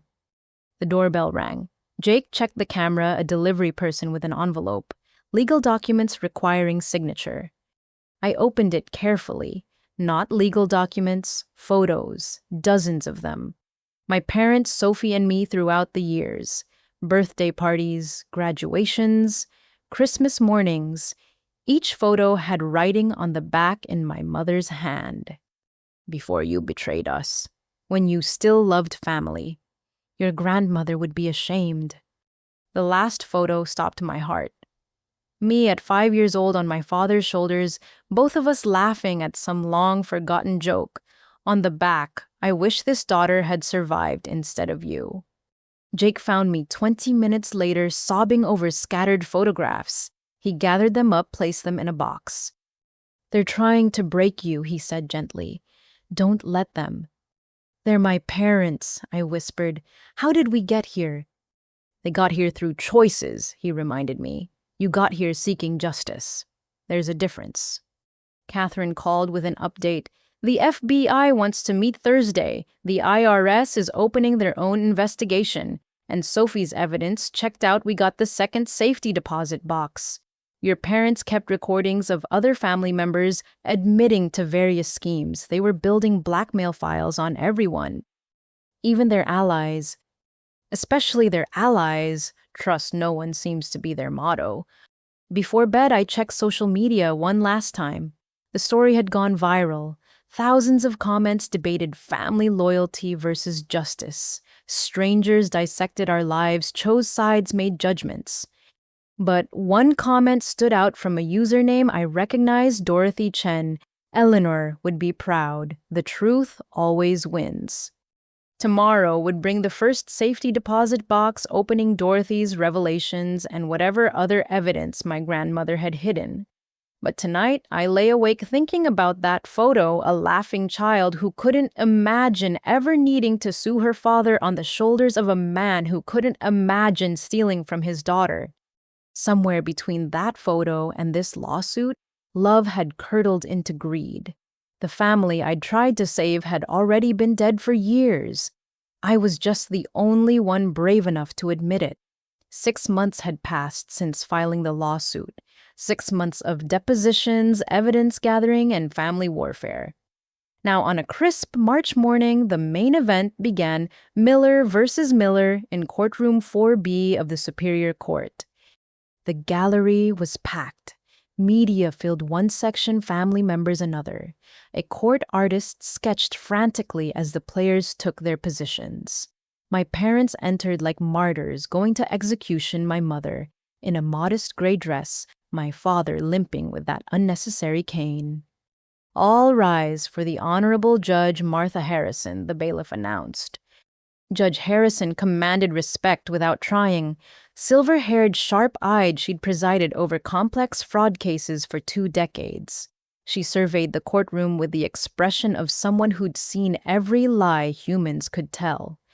"Be seated," she said. "Before we begin, I want to address the gallery. This is a court of law, not a theater.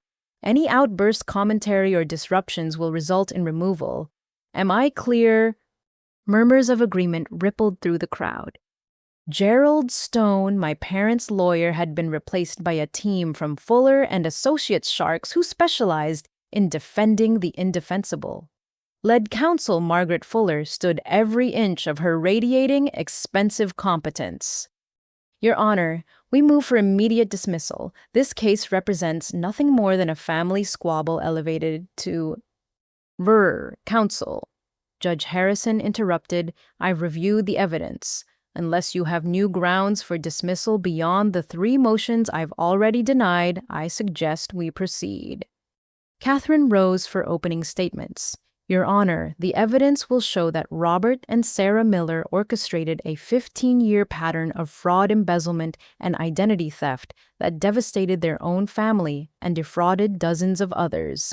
This isn't a family dispute, it's a criminal enterprise that happened to prey on relatives first. She clicked a remote displaying a chart on the courtroom screens. $200,000 stolen from their daughter Margie's trust. $75,000 from their daughter Sophie's education fund, $40,000 from Patricia Miller, $60,000 from Thomas Miller. The list goes on. Fuller countered with emotional manipulation. Your Honor, Robert and Sarah Miller dedicated their lives to family. They built a business that employed community members for 30 years. Yes, they made mistakes managing family finances during desperate times, but criminal enterprise, that's prosecution fantasy designed to destroy loving parents whose only crime was putting their children first. By stealing from them, Catherine shot back. Objection, Fuller said smoothly. Sustained. Save it for cross-examination, Counselor Westbrook. The first witness was Emma Chen from the bank. She detailed discovering the loan documents, the forged signatures, the suspicious patterns. In 20 years of banking, Emma testified, I've never seen trust fund abuse this systematic. Fuller attacked on cross. Ms. Chen, isn't it true you're friends with the plaintiff? We're acquaintances. And isn't it true you violated bank privacy policies by alerting her to these alleged issues? I reported suspected fraud through proper channels. Banking regulations require reporting suspicious activity. How convenient that the suspicious activity involved your friend's family. Emma held firm. Fraud is fraud regardless of personal connections. Next came the forensic accountant Diana Morrison. She walked the court through financial records with surgical precision. The defendants created a shell game with family money, Diana explained. Take from Peter to pay Paul while skimming management fees from both. Classic Ponzi structure, just with relatives instead of investors. She showed deposit patterns, withdrawal timings, the mathematical impossibility of their claimed expenses. Fuller tried to muddy the waters. These are complex family finances. Couldn't mismanagement explain these patterns without assuming criminal intent? No, Diana said flatly. Mismanagement doesn't forge signatures. It doesn't create false companies. It doesn't open credit cards in other people's names. Allegedly forge, allegedly create. The handwriting analysis confirmed. We'll challenge that analysis with our own experts. Judge Harrison intervened. Mr. Fuller, you'll have your opportunity to present experts. Let this witness finish her testimony. As Diana continued, my mother began crying audibly. My father comforted her with practiced gestures, performance art for the jury's benefit, though this was a bench trial with only the judge deciding. The afternoon brought Uncle Thomas to the stand. He'd aged years and months, but sat straight as he recounted his story. 22 years ago, Sarah and Robert came to me. Said they had an opportunity to open a second location, needed a $30,000 investment.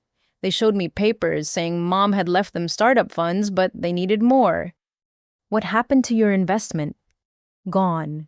When I asked about it, they said the expansion failed. Found out later there was never a second location. They used my money to pay off their house. Fuller pounced. Mr. Miller, you never filed charges, never sued. Why not? Thomas met her eyes steadily. They were family. I was young, stupid, believed in second chances. Or perhaps because there was no crime. Perhaps it was simply a failed business venture. They lied about...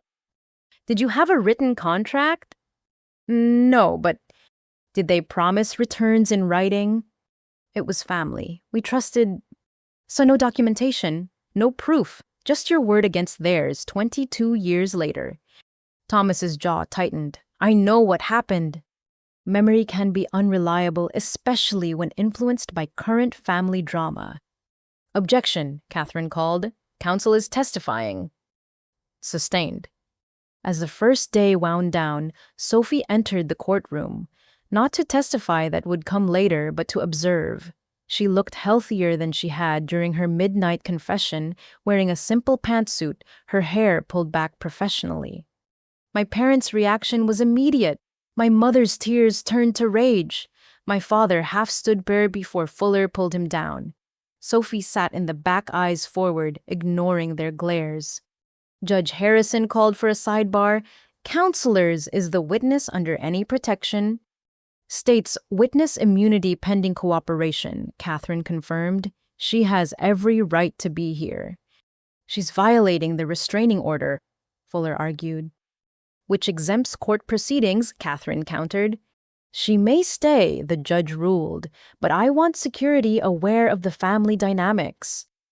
The day ended with Marcus Blackwood, the private investigator, beginning his testimony about the Costa Rica accounts. My parents shifted uncomfortably as he detailed their escape preparations. Regular visits to the Costa Rican embassy, wire transfers to Banco Nacional, passport renewal applications for expedited processing, clear indication of planned flight. Or retirement planning, Sam Fuller suggested. Many Americans retire to Costa Rica while under investigation for fraud. They weren't under investigation when these preparations began. No, Marcus agreed. They started planning their escape before their daughter discovered the theft, almost like they knew it would eventually come out. Fuller objected, but the damage was done. As court adjourned, the hallway erupted. Reporters shouted questions. Family members chose sides in heated whispers. My mother broke free from her lawyer's grip. "You're going to hell, Guy," she shrieked at me. "Straight to hell for what you've done."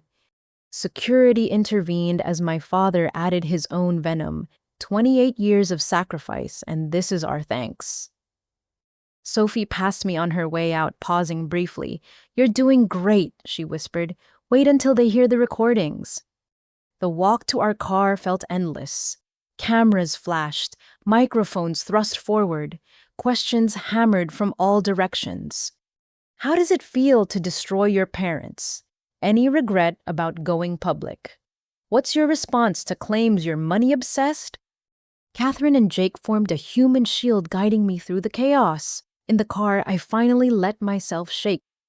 "Day 1 down," Catherine said. 9 more to go. "They hate me," I said numbly. "My own parents wish I was dead." "They hate being exposed," Jake corrected. "There's a difference." That night, the news coverage was brutal but balanced. Legal experts weighed in on the evidence's strength. Family therapists discussed toxic dynamics. Financial advisors warned about trust fund management. But the image that haunted me was my mother's face twisted with rage, screaming damnation at her own daughter. Whatever love had existed between us had curdled completely. We weren't mother and child anymore. We were plaintiff and defendant. The war had officially begun. Day 3 of the trial brought the surprise witness everyone had been waiting for. Michael David Harrison, formerly Michael David Miller, entered the courtroom in an expensive charcoal suit, looking every inch the successful doctor he claimed to be. State your name for the record," the court clerk instructed. "Dr. Michael David Harrison." His voice carried authority confidence. Only I caught the slight tremor in his hands as he adjusted the microphone. Catherine began gently. "Mr. Harrison, can you explain your relationship to the defendants?" "They're my biological parents. They gave me up for adoption when I was 2 days old." Gasps rippled through the gallery. My mother dabbed at her eyes, real tears this time, or just another performance. "When did you discover this?" 7 years ago, I hired a private investigator to find my birth parents. Imagine my surprise discovering they'd kept 2 daughters while giving me away. "Did you make contact?" I tried, sent letters, emails, finally showed up at their restaurant 5 years ago. His voice hardened. "They offered me $50,000 to disappear." Catherine displayed the bank records. This payment came from Eleanor Miller's estate. I didn't know that then. They said it was their savings, their way of apologizing. I was naive enough to believe them. My parents' lawyer Fuller scribbled notes furiously. This testimony hadn't been in the depositions. Michael had been unavailable until now. What changed your mind about staying away? Catherine asked. Conscience. Michael looked directly at me. When I learned they were stealing from my sisters the same way they'd stolen my birthright, I couldn't stay silent. It was masterful performance. The abandoned son seeking justice for the sisters he never knew. The gallery ate it up. Even Judge Harrison seemed moved. But I remembered Sophie's warning. Something felt orchestrated about his perfectly timed conscience. Catherine introduced evidence emails between Michael and my parents, bank transfers, recorded phone calls where my father threatened consequences if Michael contacted us. He's lying, my mother suddenly shouted. We gave him up because we were young, poor. Mrs. Miller, Judge Harrison warned, another outburst and you'll be removed. Fuller took over cross-examination, her strategy clear immediately. Dr. Harrison, you said you're a pediatric surgeon. I was. Past tense. Michael's jaw tightened. I surrendered my license 3 years ago. Surrendered, not revoked. A voluntary surrender following disagreements with hospital administration. Disagreements about prescription practices. Objection, Catherine called. Relevance? Goes to credibility, Fuller argued. I'll allow it, the judge ruled. Michael's composure cracked slightly. I had a patient with chronic pain. I prescribed medications the board considered excessive. I disagreed with their assessment, but chose to surrender my license rather than fight. Chronic pain. The patient was yourself, wasn't it? Objection. Withdrawn. Fuller smiled coldly. Mr. Harrison, what do you do for work now? I'm in nutritional consulting. Selling supplements through Nutrilife Marketing, among other ventures. A multi-level marketing company, some might call it a pyramid scheme. Objection. Sustained. But Fuller had made her point. She continued attacking. You needed money, didn't you? Medical school debt, lost income from your license, a lifestyle to maintain. I'm financially stable. Stable enough to refuse $50,000 from my clients. I didn't know it was stolen money. But you kept it after learning the truth. Michael flushed. I'd already used it, for it was gone by then. How convenient. Tell me, when did you really contact your biological parents? 5 years ago, as I stated. Fuller produced documents. These emails show you reaching out 7 years ago. You said you discovered them 7 years ago, so you contacted them immediately. I may have misremembered the timeline. Or lied about it. What else have you lied about, Mr. Harrison? The momentum shifted. Michael's credibility crumbled under Fuller's assault. By the time she finished, he looked less like a noble whistleblower and more like an opportunistic grifter. But Catherine had prepared for this. On redirect, she focused on the evidence, not the man. Whatever Mr. Harrison's current profession or past mistakes, do these bank records lie? Do these emails between him and the defendants exist? No, Michael admitted. Did the defendants pay you $50,000 from Eleanor Miller's estate? Yes. Did they ask you to stay away from your sisters? Yes. Thank you. No further questions. As Michael left the stand, he passed close to my parents' table. My father whispered something that made Michael stumble. The judge noticed. Mr. Miller approached. My father stood slowly, playing up his fake limp. If I see any witness intimidation, you'll spend the rest of this trial in custody. Are we clear? Yes, Your Honor. I was just saying goodbye to my son. The son you paid to disappear. My father had no response. The afternoon brought Sophie to the stand. She entered through a side door, avoiding our parents entirely. Her hands shook as she took the oath. State your relationship to the parties, Catherine began. I'm their daughter and their accomplice. Sophie's voice was steady despite her trembling hands. I helped them steal from my sister. She told everything: the grooming, the training in forgery, the credit cards, the fake pregnancy, the years of manipulation. My mother tried to maintain her grieving parent act, but her face showed pure hatred when Sophie described the blackmail materials. She kept recordings of everyone, said information was power and family was just another word for leverage. Catherine played excerpts my mother's voice discussing how to manipulate relatives, laughing about bleeding hearts, who trusted family planning which cousin to target next. I'm not asking for forgiveness, Sophie said, looking at me. I know what I did, but they need to be stopped. They'll never stop on their own. Fuller's cross-examination was brutal. You're facing criminal charges yourself. Yes. Identity theft? Fraud, forgery? Yes. And you made a deal for immunity. Pending cooperation? Yes. So you're saving yourself by condemning your parents? Sophie straightened. I'm telling the truth to stop a cycle of abuse. Where were you beaten, starved, locked in closets? There are different kinds of abuse. They stole my ability to distinguish right from wrong. How convenient, the "they made me do it" defense. They did make me do it. Sophie's composure cracked. From the time I was 15, do you know what it's like to have your own mother teach you to steal, to be told that's how you show family love? You were an adult when you opened those credit cards. I was their puppet. They pulled the strings I danced. Poor little puppet. Tell me, what did you buy with those credit cards? Sophie flushed. Clothes, dinners, things I shouldn't have. So you enjoyed the stolen money? Yes, and I hate myself for it. Fuller pressed harder. You hate yourself, or you hate getting caught.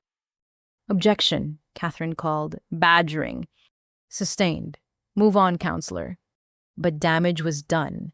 Sophie left the stand looking broken, neither victim nor villain, but something more complex, a cautionary tale of what happens when parents weaponize their children. During the afternoon recess, Dorothy Chen approached me in the hallway.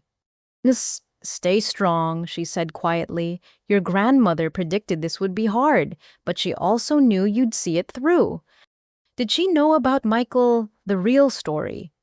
Dorothy's expression was carefully neutral. Eleanor knew many things. Tomorrow when I testify, you'll understand. Court reconvened with the forensic handwriting expert. Dr. Louise Martinez had analyzed dozens of documents, creating a devastating visual presentation of forged signatures. The defendant, Sarah Miller, has distinctive handwriting patterns, she explained, highlighting specific letters. These same patterns appear in signatures purporting to be from Margie Miller, Thomas Miller, and Patricia Hamilton. She overlaid signatures showing identical pressure points, stroke patterns, angles. Even Fuller couldn't shake the scientific evidence. But in 30 years of practice, Dr. Martinez concluded, I've rarely seen such extensive forgery within a single family unit. As day 3 ended, Judge Harrison made an unexpected announcement. I've been informed that federal prosecutors are observing these proceedings. While this court addresses civil matters, criminal charges may follow. I'm advising all parties to ensure they have appropriate counsel. My parents went pale. Federal charges meant potential prison time measured in decades, not years. In the hallway afterward, Michael caught my arm. I know you don't trust me. You're smart not to, but everything I said about them paying me off was true. Sophie warned me about you. His smiled sadly. She would. We're all damaged goods from the Miller family tree. But sometimes, damaged people can still tell the truth. Are you telling it? Parts of it. He walked away before I could respond. That evening, the news coverage intensified. Legal experts debated the federal implications. The restaurant had officially closed windows, boarded for sale sign posted. Former employees interviewed about unpaid wages and bounced checks. My phone rang, unknown caller. I almost didn't answer. Margie, a young voice scared. This is Ashley from the restaurant. I remembered her college student part-time hostess. "Hi, Ashley.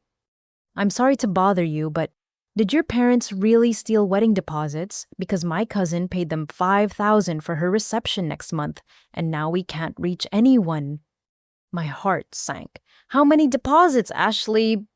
"At least 20 that I know of. Maybe more. They kept taking bookings even after deciding to sell. Said they needed the cash flow." Another crime. Another set of victims. I gave her Catherine's number, knowing the class action would grow again. Jake found me staring at the wall phone, still in hand. "How many people did they hurt?" I asked. "How did I not see it?" "Because you're not them," he said simply. "You couldn't see it because you can't imagine doing it." Tomorrow would bring Dorothy's testimony and the contents of the safety deposit box. The evidence mountain would grow higher. But tonight I grieved for the college student couples who'd saved for their dream weddings, only to have my parents steal their joy along with their money. The family business wasn't just built on recipes and hard work. It was built on lies, theft, and the broken trust of everyone who'd ever believed in the Miller family name, including me. Day 5 of the trial began with my parents' desperation on full display. They'd fired Fuller and Associates overnight. Apparently, even shark lawyers have limits. And hired Vincent Russo, known for defending hopeless cases through theatrics and technicalities. "Your Honor," Russo began with dramatic flair, "new evidence has come to light that completely exonerates my clients. We request immediate dismissal and sanctions against the plaintiff for withholding crucial information." Judge Harrison's expression could have frozen hell. "Mr. Russo, you've been on this case for exactly 12 hours. What possible evidence could you have discovered?" "Security footage, Your Honor, from the Miller family restaurant showing the plaintiff removing boxes of financial records without permission. Clear theft of property that taints all subsequent evidence." Catherine stood calmly. "Your Honor, those boxes contain trust fund documents that belonged to my client. She retrieved her own property." "Oh, stolen property," Russo countered. "Breaking and entering." "Oh, she had a key," Catherine replied, "given to her by the defendants years ago for emergencies, which she used to steal." "Enough," Judge Harrison cut in. "Mr. Russo, unless you have actual evidence of criminal conduct by the plaintiff, we're proceeding. And if you waste this court's time with frivolous motions again, you'll face sanctions yourself." The morning's first witness was supposed to be Dorothy Chen, but as the bailiff called her name, commotion erupted in the hallway. Through the courtroom doors, we could hear shouting, scuffling. Security entered. "Your Honor, there's been an incident. The defendants attempted to intercept a witness." My mother was dragged in, disheveled and screaming. "That woman has no right. She's not family. Eleanor's secrets should stay buried." "Restrain the defendant," Judge Harrison ordered coldly. "Mrs. Miller, you're in contempt. One more outburst and you'll watch the rest of your trial from a jail cell." My father tried damage control. "Your Honor, my wife is on medication. The stress?" "Your wife accosted a witness," the judge corrected. "Bailiff, make sure Mrs. Chen is all right and escort her in when ready." Dorothy entered 5 minutes later composed, despite the assault. She carried the same leather briefcase from the family meeting, now supplemented with additional boxes. "Mrs. Chen," Catherine began after swearing her in, "how long did you know Eleanor Miller?" 53 years. We met in accounting school, stayed close through everything." "Did she ever discuss her concerns about her family?" "Frequently, especially about Sarah and Robert's financial habits." Russo objected repeatedly, citing hearsay relevance prejudice. Judge Harrison overruled each time, growing visibly annoyed. Dorothy opened her briefcase. "Eleanor asked me to safeguard certain documents. She said, when Sarah finally overreaches, give these to Margie." She produced files, ledgers, recordings. My grandmother had documented everything bounced checks my parents wrote from the family business account liens against assets they didn't own, a paper trail of financial manipulation spanning decades.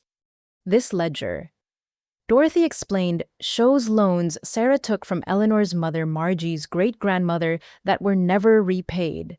The pattern started 40 years ago.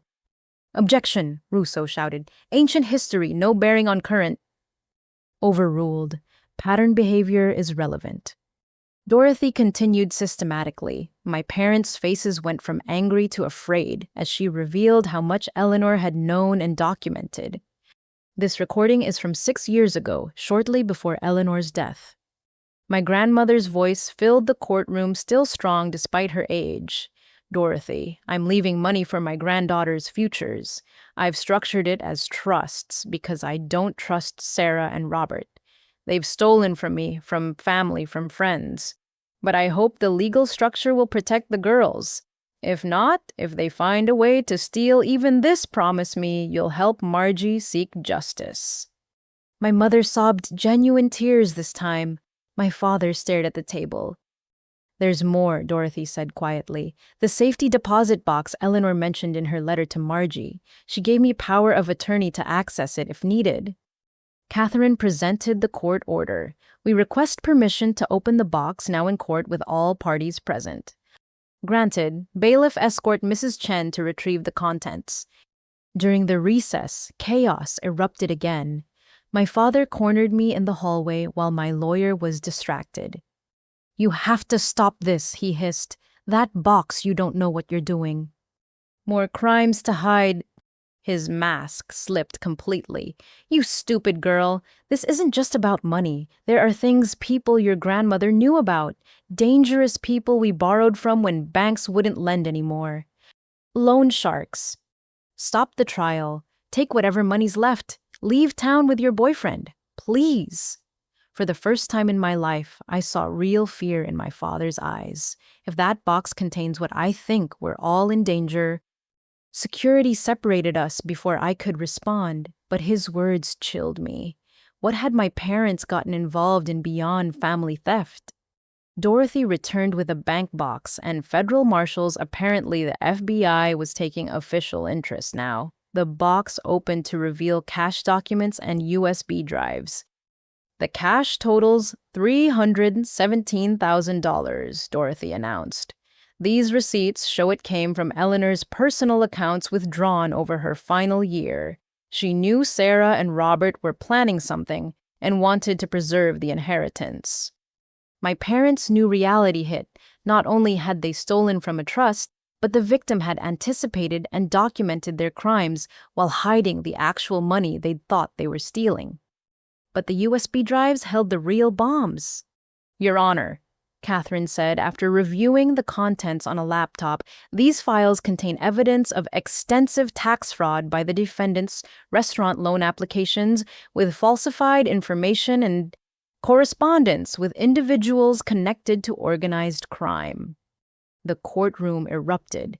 Judge Harrison gavelled for order. "We'll recess while the FBI reviews this material. Marshal, take the defendants into custody." "What?" my father shouted. "You can't." "I can and I am. Your flight risks who just had connections to organized crime revealed. Bailiff removed them." As marshals handcuffed my parents, my mother's carefully constructed image finally shattered completely. "I'll kill you for this," she screamed at me. "You've destroyed everything. The Torino family, do you know what they'll do when they find out we can't pay?" The Torino family. Even I knew that name, New Jersey's most notorious loan sharks allegedly connected to larger crime families. My father tried one last manipulation as they dragged him past. "Margie, please. Whatever happens to us, you and Sophie aren't safe. They'll come for family to collect." "Should have thought of that before you borrowed from mobsters," I said coldly, though inside I was terrified. In a secured conference room, the FBI agent assigned to our case laid out the harsh reality. "The Torinos don't care about your family drama," Agent Sarah Williams explained. "Your parents owe them approximately $400,000. With interest, probably $500,000 by now. They expected to pay it from your trust fund." "But the trust was already gone," Jake said. "Which the Torinos discovered this morning when news coverage showed the accounts frozen."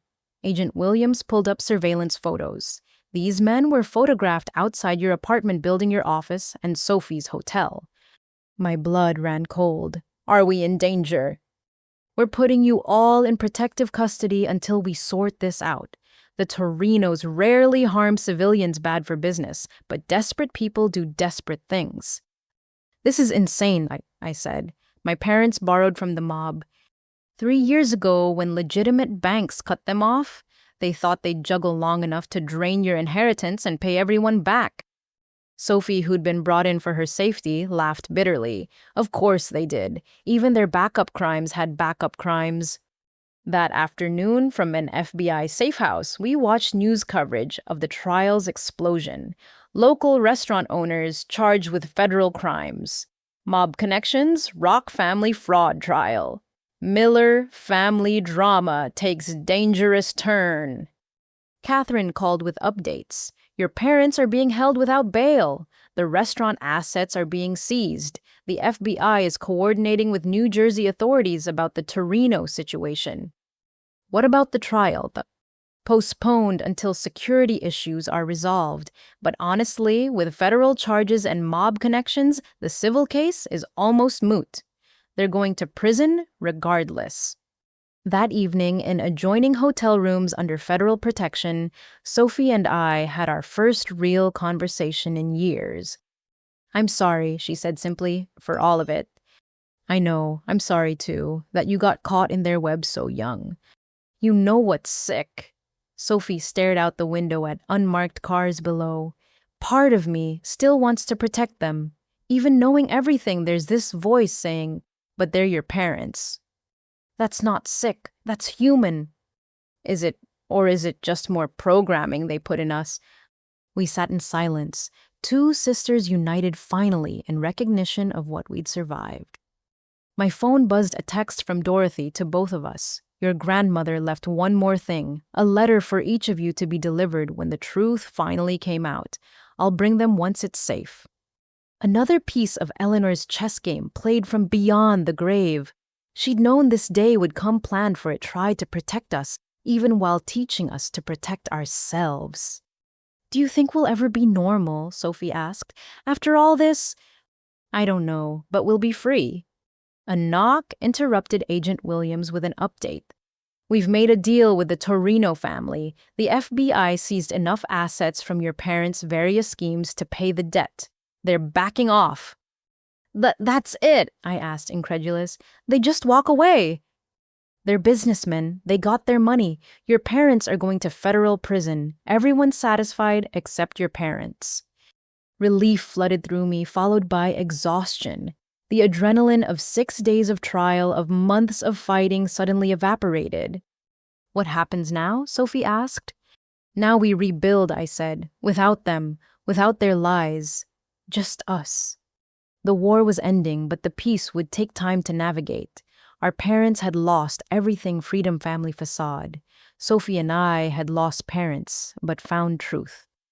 Maybe that was the best trade we could have made. The federal courthouse in Lower Manhattan felt different from state court, colder, more imposing, with the weight of national law behind every marble column. 3 weeks had passed since my parents' arrest on federal charges.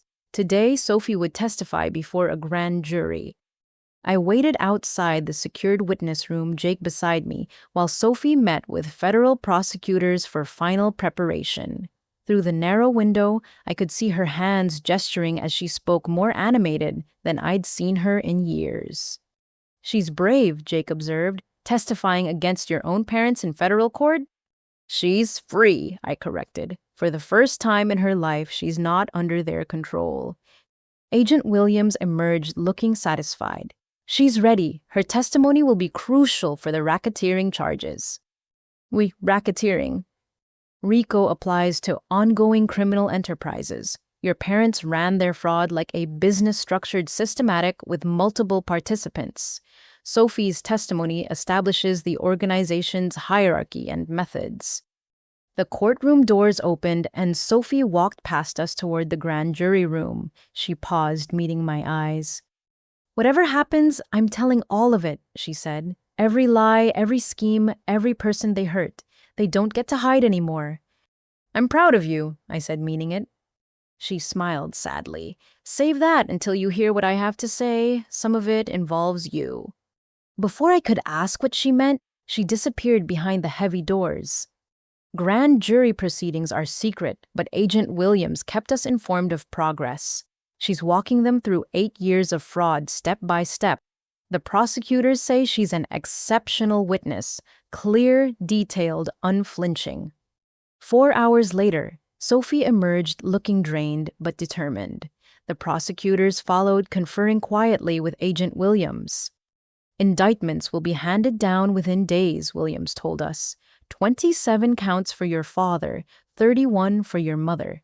Sophie's testimony was devastating. In the car afterward, Sophie finally broke down. I told them about Seattle, she said through tears.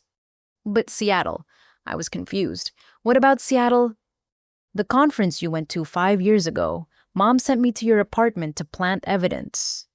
My blood chilled. What kind of evidence?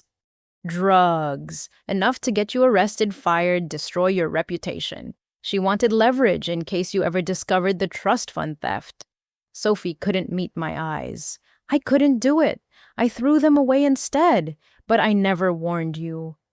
I remembered that trip, a marketing conference, nothing special, except when I'd returned things in my apartment had felt subtly off. I'd attributed it to paranoia. There's more, Sophie continued. The car accident 3 years ago, when you were rear-ended at that intersection. What about it? Mom paid someone to follow you, to cause a minor accident. She wanted you distracted, dealing with insurance and repairs while they finalized the trust fund loans. Jake gripped the steering wheel tighter. They could have killed her. Mom said it would just be a fender bender, but the guy hit you harder than planned. When I found out you had whiplash, I threw up. The revelations kept coming. Sabotage job interviews when I'd considered moving away, intercepted mail from investment firms, even a fake social media profile used to spread rumors about me to extended family. Every time something went wrong in my life, I trailed off, seeing the pattern now. Not everything, Sophie clarified, but more than you knew. They called it environmental pressure. Keep you off balance so you wouldn't look too closely at finances. We drove in silence until Sophie spoke again. I documented it all, times, dates, methods, gave it all to the FBI. I'm done protecting them. That evening, Catherine called with news from the civil trial. Given the federal case, your parents' new attorney is begging for a settlement. They'll admit to everything in exchange for you dropping the civil suit. No deal, I said immediately. They don't get to negotiate their way out of accountability. That's what I told them. But Margie, realistically, with federal asset forfeiture, there may not be money left for civil damages. This isn't about money anymore. It's about truth being on record. 2 days later, the indictments made national news. The scope shocked even me. Beyond what we discovered the FBI had uncovered. Mortgage fraud on 3 properties. Money laundering through the restaurant. Bribery of a city health inspector. Identity theft of 7 family members. Wire fraud across state lines. My parents were remanded without bail, deemed flight risks with proven international connections. The next morning, Sophie made a decision that surprised everyone. She called a press conference. Standing before cameras in a simple black dress, she looked young but determined. I watched from the back of the room as she approached the microphones. My name is Sophie Miller. For 8 years, I helped my parents steal from our family. I want to apologize publicly to everyone we hurt. She spoke for 20 minutes, detailing her role without excuse or justification. She named victims, admitted to crimes, took full responsibility while explaining the grooming and manipulation. I'm not asking for forgiveness, she concluded. I'm asking for the chance to make amends. I'm establishing a fund to help reimburse victims of family financial fraud. I can't undo what I did, but I can try to prevent others from experiencing this betrayal. The questions came hard and fast. Why speak publicly now? Because hiding enables more crimes. Shame keeps victims silent and perpetrators safe. Do you expect sympathy? No, I expect consequences, but I also expect to sleep peacefully for the first time in years. What's your relationship with your parents now? They're strangers who happen to share my DNA. The people I thought were my parents never existed. When she finished, she found me in the crowd. Did I do okay? You did perfect, I said, hugging her. Grandmother would be proud. Later that week, Dorothy Chen finally delivered my grandmother's letters. We sat in my apartment, Sophie, Jake, and I, as we opened them together. Sophie's letter was shorter but powerful. My dear Sophie, by the time you read this, the truth has come out. You may feel lost, ashamed, even worthless. Don't. You were a child raised by wolves who taught you their ways. The miracle isn't that you helped them. It's that somewhere inside, you kept enough humanity to eventually break free. Your sister will forgive you because that's who she is. Forgive yourself because that's who you need to become. Love, Grandmother Eleanor. Mine was longer, filled with advice, love, and one surprising revelation. Margie, your strength comes not from being unbreakable, but from choosing truth over comfort. I've watched you grow into someone who values integrity above approval, and that will serve you well in what's to come. I need you to know something I've never told anyone. When your mother was 17, I caught her stealing from my purse. Not much, just $20. But when confronted, she looked me in the eye and lied with such conviction that I almost believed her despite the evidence. That's when I knew something in her was broken, maybe from birth, maybe from my failures as a mother. I spent years trying to fix her, enable her, excuse her. All I did was enable larger crimes. Don't repeat my mistakes. Love doesn't mean accepting abuse. Family doesn't mean enabling crime. Sometimes the greatest act of love is holding someone accountable for their choices. Be free, my dear one. Be happy. Be the woman I always knew you were. All my love, Grandmother Eleanor. Sophie wiped away tears. She saw us. The real us. She saw everything what I agreed, and loved us anyway.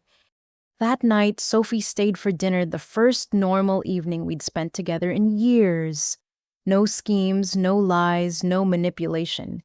Just two sisters learning to know each other without the poison of our parents' influence. I start therapy tomorrow, Sophie mentioned casually. Trauma specialist. FBI recommended her. Good, I've been seeing someone too. Helps process everything. Do you think we'll ever feel normal? I considered the question. Maybe not normal, but real. For the first time in our lives, we get to be real. The civil trial resumed the following week. Without my parents present, they attended via video link from federal detention. The proceedings felt hollow. Their latest attorney barely put up a fight as Catherine systematically proved every element of fraud. The surprise came during closing arguments when Sophie asked to address the court. Your Honor, she stood, voice clear, I'd like to make a statement as co-defendant. Judge Harrison nodded. Proceed. I plead guilty to all charges against me. I offer no excuses, no justifications. I stole, I lied, I betrayed my sister's trust. I accept whatever judgment this court deems appropriate. She turned to me. But I want it on record that Margie Miller is the only innocent party in this family tragedy. She was targeted from birth by parents who saw her strength as a threat and her success as something to steal. She deserves every penny of restitution, and I'll spend however long it takes to help make that happen. The courtroom was silent. Even Judge Harrison seemed moved. In her verdict delivered 2 days later, the judge didn't mince words. In 30 years on the bench, I've rarely seen such systematic betrayal within a family unit. Robert and Sarah Miller didn't just steal money, they stole trust, opportunity, and peace of mind from their own children. The court finds for the plaintiff on all counts. She awarded full restitution plus damages, though we all knew the money was gone. More importantly, she put the truth on permanent record. As for Sophie Miller, the judge continued, While her actions were criminal, her cooperation and genuine remorse warrant consideration. This court recommends leniency in any criminal proceedings contingent on continued restitution efforts and community service. Walking out of court for the last time, Sophie and I stood on the steps where this journey had begun, with photographers and protests. Now only a few reporters remain, the story having moved from scandal to resolution. "What now?" Sophie asked. "Now we live," I said. "Without them, without their chaos. Just live." She smiled, a real smile, not the calculated expression I'd grown used to. "I think I'd like that." We walked down those courthouse steps together, sisters not by blood, but by choice, survivors of a shared trauma that had ultimately set us free. 6 months had passed since that first explosive day in court. Now, in the same courtroom where family secrets had unraveled, we gathered for the final judgment in the criminal trial. The federal case had moved with surprising speed. My parents' attorney had convinced them to plead guilty to avoid maximum sentences. Judge Martha Harrison entered, her expression grave. The gallery was packed again, but the energy felt different. Less sensational, more solemn. My parents appeared via video link from federal detention, orange jumpsuits, replacing their carefully chosen court attire. Before I pronounced sentence, Judge Harrison began, "I want to address the scope of devastation caused by the defendant's actions. The pre-sentencing report identifies 43 direct victims with financial losses exceeding $2.3 million. She continued through the litany of crimes: wire fraud, mail fraud, identity theft, money laundering, racketeering. Each count carried potential decades in prison. However, the most egregious aspect isn't the monetary damage. It's the weaponization of family bonds. The defendants didn't just steal money, they stole trust from their own children, extended family, and community members who believed in them. On the video screen, my mother wept. My father stared straight ahead, jaw clenched. "Robert Miller, please stand for sentencing."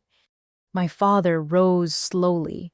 Gone was the fake limp, the performed frailty. He looked like what he was, a 62-year-old man facing the consequences of decades of crime.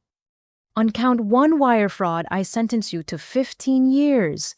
On count 2, mail fraud, 12 years. On count 3, the numbers piled up. With some sentences concurrent and others consecutive, the final tally was 35 years federal prison, 3 years supervised release, and restitution of $1.7 million. At your age, Mr. Miller, this is effectively a life sentence. That is the court's intention. You've shown no genuine remorse, only regret at being caught. You corrupted your younger daughter, alienated your elder, and destroyed countless lives through greed. Society needs protection from predators like you, regardless of whether they hunt in boardrooms or living rooms." My father's facade finally cracked. "Your Honor, please. I'm not a young man. 35 years, I'll die in prison." "Then you'll die with accountability for your actions," Judge Harrison replied coldly, "something your victims never had the luxury of seeing while you operated freely. Sarah Miller, please stand." My mother rose unsteadily, still performing even now, but Judge Harrison saw through it. "Mrs. Miller, your manipulations run so deep that I doubt you understand truth anymore. You groomed your own daughter into criminality. You viewed your children not as people to nurture, but resources to exploit. The psychological reports suggest narcissistic personality disorder with antisocial features. But that explains your behavior. It doesn't excuse it." The sentence is rolled out, similar to my father's, but with additional counts for the grooming and corruption of a minor. Sophie's criminal education had begun at 15. Total sentence, 42 years. Federal prison, 3 years supervised release, restitution of $1.7 million jointly with your husband. You're 60 years old, Mrs. Miller. You'll be eligible for release at 102, assuming good behavior. My mother's performance shattered completely. "You can't do this. I'm a mother. I have daughters who need me." Your daughters need protection from you, Judge Harrison corrected, which this sentence provides. I'll appeal. This is cruel and unusual. You have that right. Court officers terminate the video link. The screens went dark, cutting off my mother's escalating hysteria. The courtroom sat in stunned silence. Before we conclude, Judge Harrison continued, I want to address Sophie Miller, who pled guilty to related charges last month. Sophie stood in the gallery, trembling but resolute. Miss Miller, you were failed by the people who should have protected you. While that doesn't absolve you of criminal responsibility, it provides context. You've shown genuine remorse, made substantial restitution efforts, and committed to helping other victims of family financial abuse. This court sentenced you to 5 years probation, 300 hours of community service, and continued cooperation with authorities. I believe you'll honor those terms. I will, Your Honor, I promise. See that you do. Your sister fought for justice. Honor that fight by becoming someone worthy of her forgiveness. Judge Harrison's gaze found me in the gallery. Margie Miller, would you like to make a victim impact statement? I hadn't planned to speak, but found myself standing. Yes, Your Honor. At the podium, I looked around the courtroom. Aunt Patricia nodding encouragement. Uncle Thomas giving a sad smile. Dorothy, Chen's surrogate grandmother, now watching with pride. Jake, my anchor, through everything eyes full of love. For 28 years, I believed love meant accepting mistreatment. Family meant enabling crime. Loyalty meant silence. My parents taught me these definitions through their actions even as they preached different words. I paused, gathering strength. They stole money, yes, but worse, they stole years of peace. Every family gathering was a potential ambush. Every request for help was possible manipulation. Every I love you came with invisible strings. They turned family into a battlefield and children into soldiers. My voice grew stronger, but they failed in their ultimate goal. They tried to make Sophie and me into versions of themselves. Users, takers, people who see relationships as transactions. Instead, their actions taught us exactly who we never want to be. Sophie found her courage. I found my voice. We found each other not as the sisters they pitted against each other, but as survivors of the same war. I looked directly at the camera, knowing they'd see this recording eventually. To my parents, I say this, I forgive you, not for your sake, but for mine. Forgiveness doesn't mean forgetting. It doesn't mean allowing you back into my life. It means I choose to release the poison of hatred you tried to plant in me. I choose love, real love, honest love, the kind you never showed us. I choose to be free. The courtroom was silent as I returned to my seat. Judge Harrison nodded slowly. Thank you, Miss Miller. Your grace in the face of such betrayal is admirable. She looked around the room. Let this case serve as a reminder. Family bonds are sacred precisely because they can be weaponized so effectively. Those who exploit these bonds deserve society's harshest condemnation. Court is adjourned. As people filed out, Sophie found me. We didn't speak, just held each other, two sisters who'd found their way through darkness. Outside, the media waited, but their questions felt different now. Less sensational, more substantive. Margie, what's next for you? Healing, I said simply, building the life my grandmother wanted for me, free from manipulation, full of real love. Any message for other victims of family financial abuse? You're not alone. It's not your fault. And it's okay to seek justice even against family, especially against family who weaponize that bond. Will you ever speak to your parents again? I considered the question. No, some relationships are too toxic to salvage. My energy goes to healthy connections now. Catherine joined us, smiling. Full restitution is unlikely given asset forfeiture, but the victims' fund should provide some compensation. Between recovered assets and Sophie's fundraising efforts, we're looking at about 30 cents on the dollar. It wasn't full justice, but it was something. More importantly, it was over.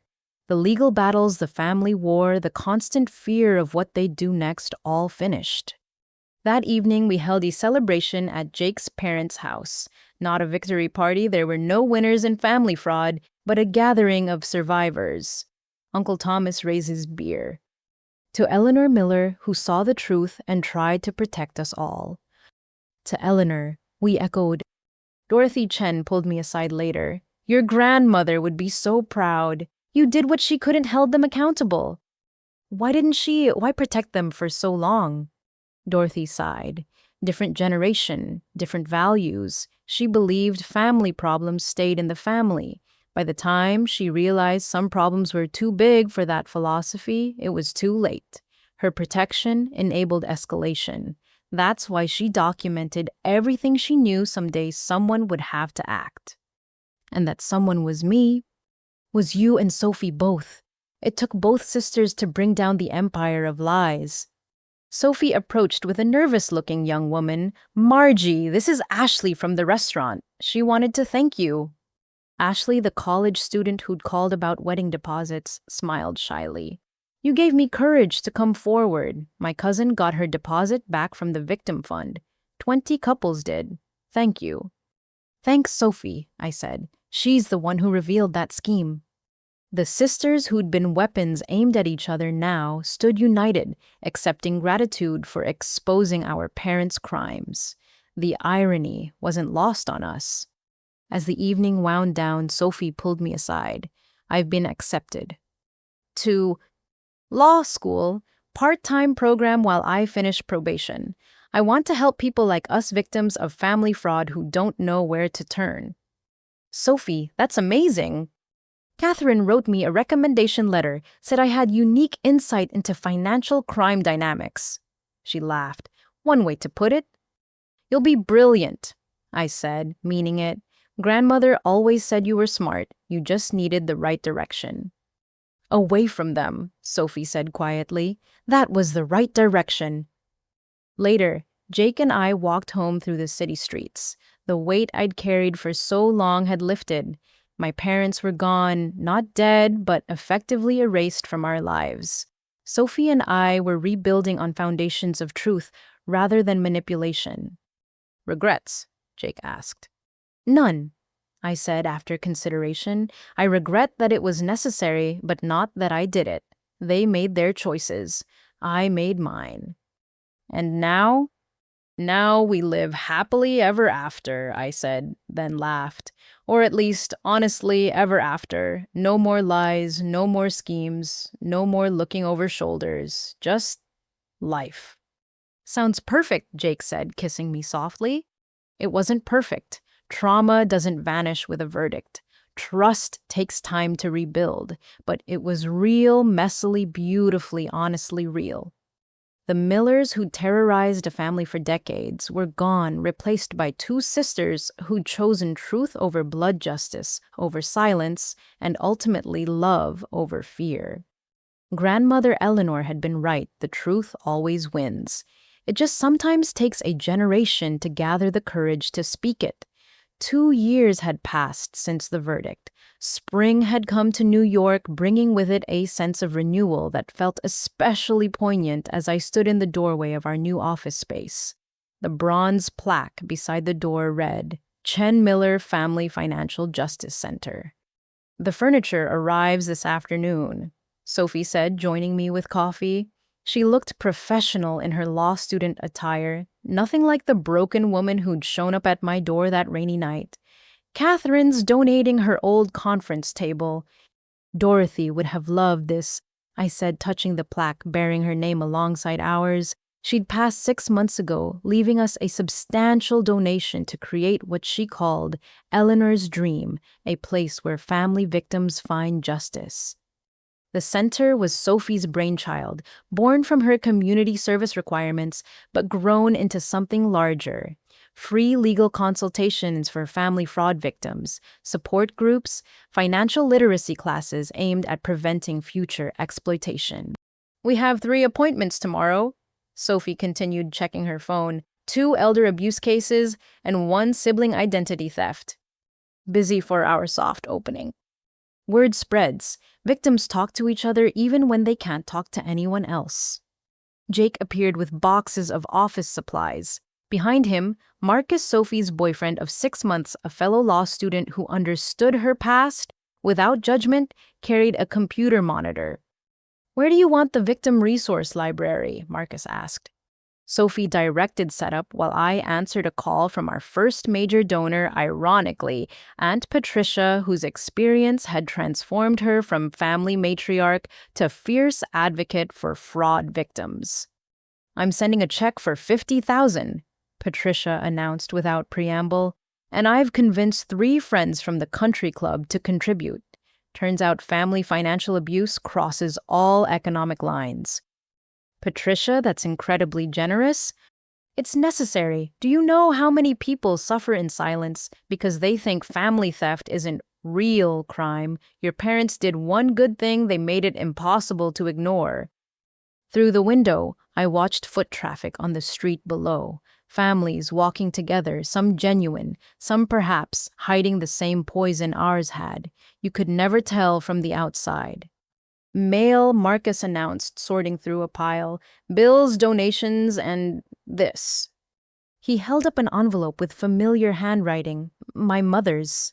Sophie and I exchanged glances. We'd received dozens of letters from federal prison alternating between manipulation rage and performed repentance. We'd stopped reading them after the first few months. "Shred it," Sophie asked. I hesitated. Something about this one felt different. Thinner. No return address stickers or biblical verses decorating the envelope. "I'll read it," I decided, just to see if there's any legal issue we need to address. But I didn't open it immediately. First, we had work to do. The center needed organizing policies, needed finalizing, and hope needed building. By afternoon, the space had transformed. Catherine arrived with the promised conference table and a bonus, her retired partner David Reeves, who'd agreed to provide pro bono hours for complex cases. "This is important work," David said, surveying our setup. "Financial abuse within families is epidemic but underreported. You're giving victims permission to seek help." Michael arrived as we were hanging the last picture, a photo of grandmother Eleanor from her accounting firm days, looking fierce and determined. "Yes, Michael, our brother had surprised everyone by actually changing. After the trial, he'd entered serious therapy addressing both his addiction issues and the trauma of abandonment. He'd returned to medicine through addiction counseling, finding purpose in helping others navigate substance abuse. Brought sandwiches," he announced. "And some news. I've been accepted into a psychiatric residency program specializing in family trauma dynamics." Michael, that's wonderful." Sophie hugged him, something that would have been impossible 2 years ago. "Figured I should use my dysfunction for good," he said with self-deprecating humor. "Plus, someone needs to study families like ours from a clinical perspective." We sat around Catherine's donated table sharing lunch and hope. The siblings who'd been weapons and strangers were becoming family chosen, family built on truth rather than blood. To Dorothy Chen, I raised my water bottle, who believed we could transform poison into medicine. To grandmother Eleanor, Sophie added, who planted seeds of justice even in corrupted soil. To second chances, Michael contributed, and third and fourth ones when needed. That evening, after everyone had left, I finally opened my mother's letter. Sophie stayed curious despite herself. The letter was brief, written in pencil on prison stationery. "Margie, I'm dying. Pancreatic cancer stage 4. Weeks, maybe months. The prison doctors say it's aggressive. I won't waste time with apologies you won't believe or explanations you don't want. But I need you to know one thing. Your grandmother's letter was right. Something in me was broken from the start. I see that now facing the end. You were never the problem. You were the mirror that showed me what I was, and I hated you for it. That's my shame to die with. The prison chaplain says forgiveness is possible for everyone.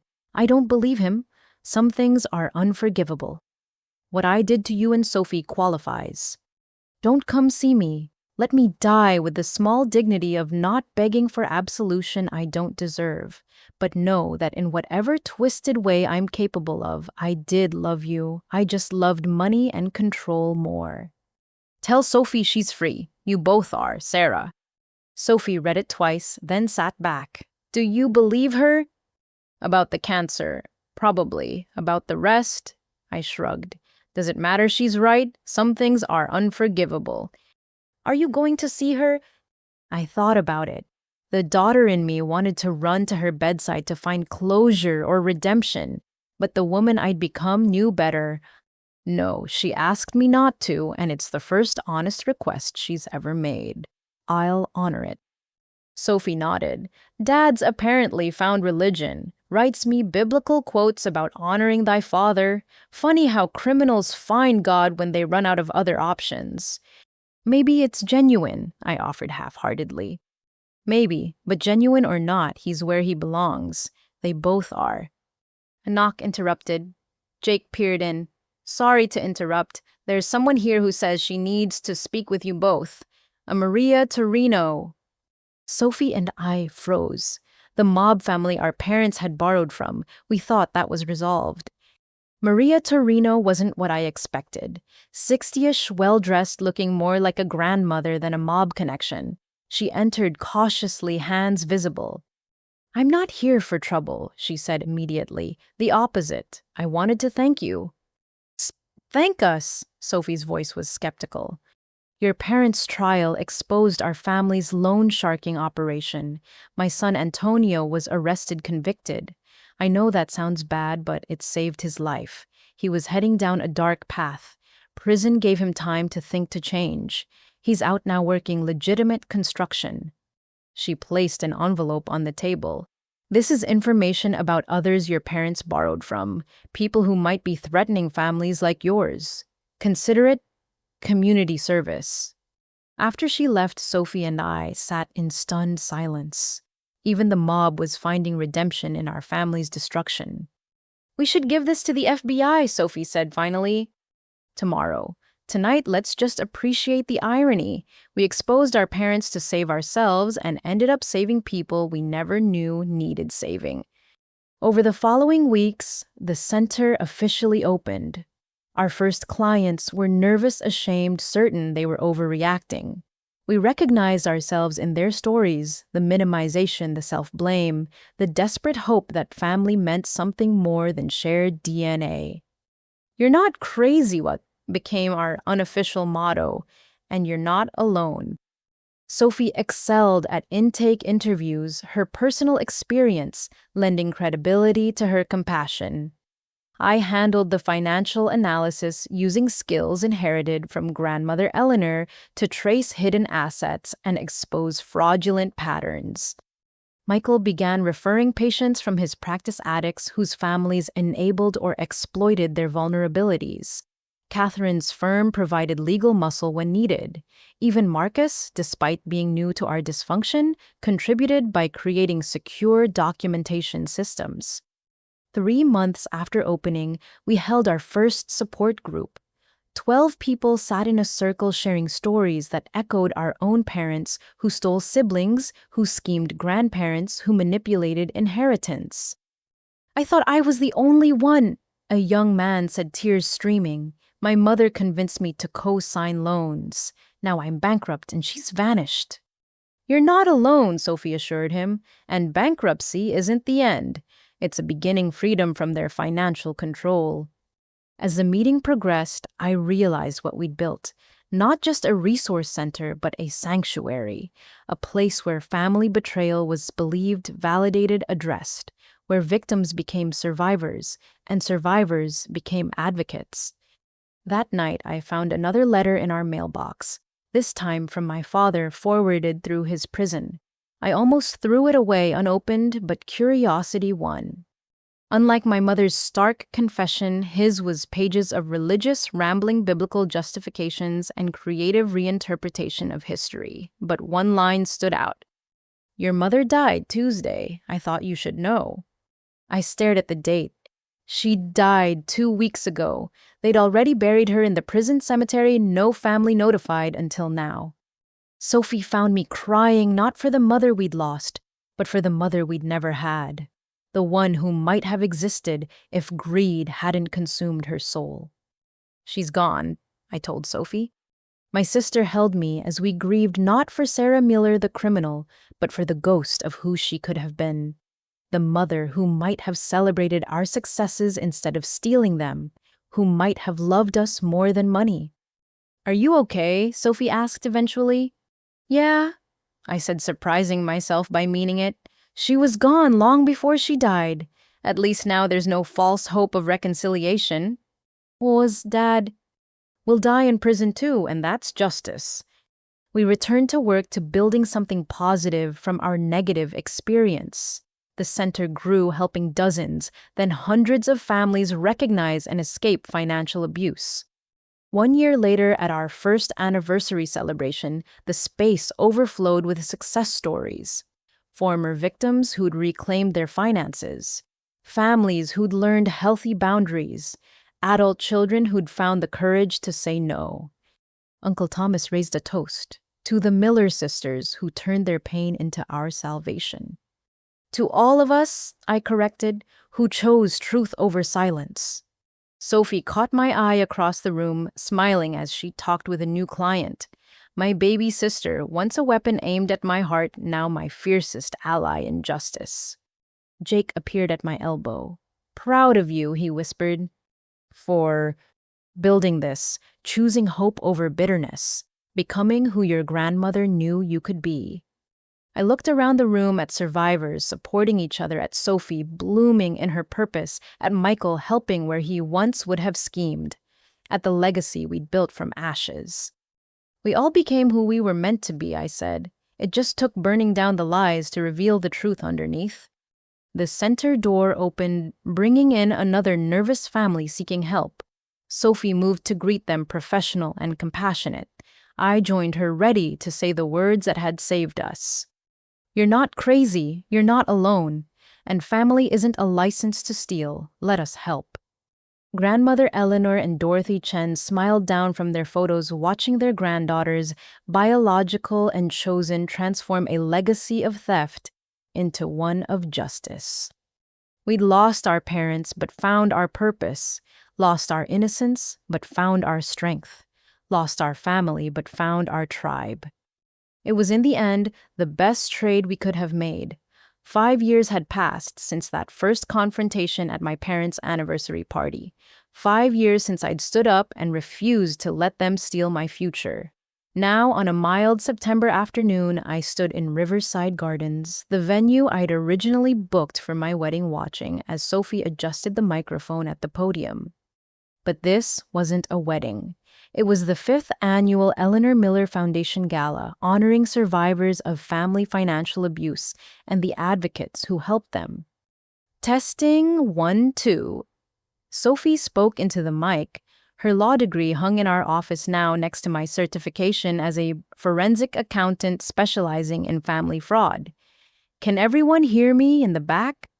The garden bloomed with early fall colors, round tables dressed in white linens scattered across the lawn.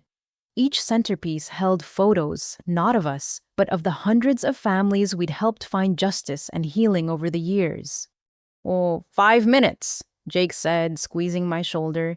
He'd become our unofficial event coordinator, using his engineering precision to ensure everything ran smoothly. "Your speech is in your pocket." I patted my jacket. "Right here, though I might go off script." "You always do," he smiled. "It's always better when you do." Michael approached with his wife, Dr. Patricia Wong, a fellow psychiatrist he'd met during residency. Their 2-year-old daughter, Eleanor Dorothy, named for the grandmothers she'd never meet, but whose legacy she'd inherit, toddled between them. "Ellie's asking for Aunt Sophie again," Patricia laughed. "She's obsessed with her." Sophie overheard and swooped in, lifting her niece with practiced ease. "That's because Aunt Sophie lets her play with the microphone, don't you, sweet pea?" Watching them together, the aunt who'd once helped steal my identity, now teaching my niece to find her voice, reminded me how far we'd all come. "Margie."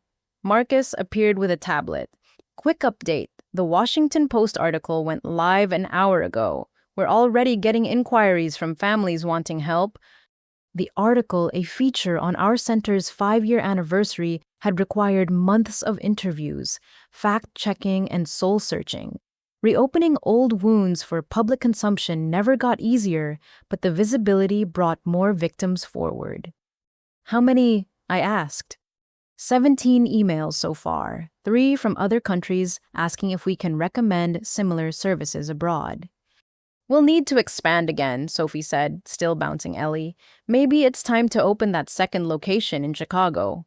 One celebration at a time, I reminded her. Tonight we honor how far we've come. The guests began arriving, a mix of survivors, donors, legal professionals, and media. Aunt Patricia, now our board chair, worked the crowd with natural ease.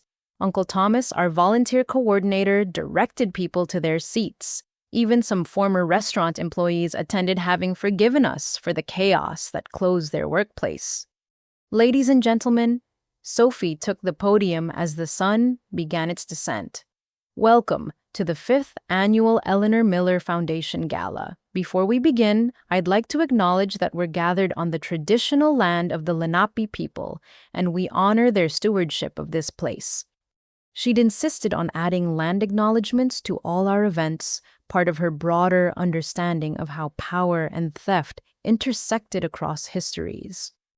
5 years ago, Sophie continued, my sister Margie stood up at a family party and said no. No to theft disguised as love.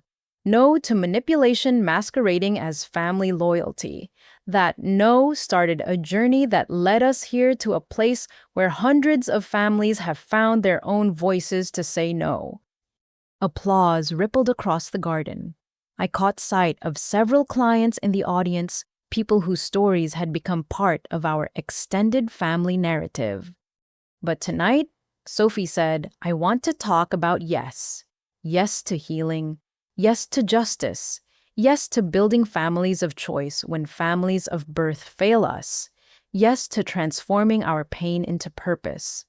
She introduced the evening's honorees, a social worker who'd developed screening tools for financial abuse, a prosecutor who'd established a special victims unit for family fraud, a survivor who'd started her own support group in rural Kansas. When my turn came to speak, I approached the podium with a calm I couldn't have imagined 5 years ago. The audience quieted, expectant. My grandmother, Eleanor Miller, left me money in a trust fund, I began. My parents stole it. That's the simple version, theft, discovery, justice. But the real story is more complex. I looked out at the faces, some familiar, some new, all understanding. The real story is that my grandmother left me something more valuable than money. She left me the ability to see truth, speak truth, and seek truth even when it cost everything. She left me a sister I had to find beneath years of manipulation. She left me the strength to build something beautiful from something broken. My voice strengthened as I continued. People ask if I regret sending my parents to prison. My mother died there 3 years ago. My father will die there too. Do I regret it? No. I regret that it was necessary. I regret that they chose greed over love, but I don't regret choosing justice over complicity. Some of you have made that same choice. Reported parents, siblings, spouses, children, faced judgment from those who believe family secrets should stay secret, been told you're overreacting, too sensitive, destroying lives over just money. Nods around the garden. These people knew. But it's never just money. It's trust. It's safety. It's the fundamental belief that family means something sacred. When that trust is violated, the theft of money is just the visible symptom of a deeper crime, the theft of security in your most intimate relationships. I found Sophie in the crowd, standing with Marcus and Ellie. My sister smiled encouragingly. Tonight, we celebrate not just survival, but transformation. Every person helped through our center, every family who learned healthy financial boundaries, every child protected from generational patterns of exploitation, that's our true inheritance. Not the money stolen, but the wisdom gained. Not the family lost, but the community found. My grandmother wrote in her final letter that I should be the woman she always knew I was. It took losing everything I thought I knew about family to find who that woman was. She's someone who chooses truth over comfort, who builds rather than tears down, who transforms poison into medicine. I raised my water glass to Eleanor Miller, who saw the future and prepared for it, to Dorothy Chen, who guarded truth until its time came, to Sophie Miller, who broke free from training to become a thief and became a protector instead, to all of you who chose the difficult path of justice, and to those still trapped, still silent, still afraid, we built this for you. When you're ready, we're here. The toast echoed across the garden as the sun set behind the trees, painting the sky in shades of rose and gold, the same colors that had backdropped my parents' anniversary party 5 years ago, but now symbolizing ending and beginning, not theft and loss. As the formal program gave way to mingling, I walked among the guests, hearing stories of recovery and resilience. A woman who'd reclaimed her identity after her son's theft. A man who'd rebuilt his credit after his parents' exploitation. Families who'd learned to love with boundaries, trust with verification, give without enabling. "You did this," Jake said, finding me by the dessert table. "You and Sophie built something healing from something horrible." "We all did it," I corrected. "Every person who told their story sought help, refused shame. We just created the space." They filled it with courage. Sophie approached with news. "Just got a call from the Chicago Tribune. They want to do a feature on our expansion plans. Also, that prosecutor from Seattle wants to discuss creating legislation specific to family financial abuse." "Tomorrow," I said firmly. "Tonight, we celebrate." As the evening wound down, I found myself at a quiet table with Sophie, Michael, and their spouses. Little Ellie slept in Sophie's arms, exhausted from charming every guest. We sat in comfortable silence, a family forged by choice rather than chance. "Think they know?" Sophie asked suddenly. "Our parents. Think they know what we built?" "Dad might," Michael said. "He's got 20 more years to think about it." "Mom," he shrugged. "She knew at the end. Her letter to Margie showed that." "I hope they know," I said, surprising myself. Not for revenge or vindication, but because somewhere underneath all the greed and manipulation, they were human. And humans should know their actions have consequences both destructive and constructive. They destroyed a family. We built a movement. "The Miller legacy," Sophie mused. "Theft transformed into justice. Lies transformed into truth. Pain transformed into purpose." "The true inheritance," I agreed. As guests departed with promises of support and plans for collaboration, our small family remained. The garden lights twinkled like stars, and for a moment I felt the presence of those no longer with us. Grandmother, Eleanor, Dorothy, Chen, even my mother in her twisted way, all part of the journey that led here. "You know what Grandma would say?" Sophie asked. "Tell me." "About damn time." Her impression of Eleanor's no-nonsense tone was perfect. We laughed, not the bitter laughter of survival, but the joyous sound of thriving. The Miller sisters, who'd once been weapons aimed at each other, now stood side by side, transforming a legacy of theft into one of protection. That night, as Jake and I walked home through familiar streets, I reflected on the journey. 5 years ago, I'd thought losing my wedding fund was the worst thing that could happen. Now I knew it was the catalyst for finding my purpose. "No regrets?" Jake asked, echoing his question from years past. "None," I said, meaning it completely. Every painful step led here. To you, to Sophie, to the thousands of people we'll help. The money's gone, but look what grew in its place. The Chen Miller Family Financial Justice Center stood illuminated against the night sky as we passed its windows, glowing with possibility. Tomorrow, new families would walk through those doors, desperate and ashamed. They'd find what Sophie and I had built from our ashes hope justice and the radical idea that family bonds weren't licensed for financial abuse. You know the best part, I told Jake as we climbed the steps to our apartment, the same one we defended against my parents' harassment, now a symbol of stability rather than siege. What's that? Grandmother was right.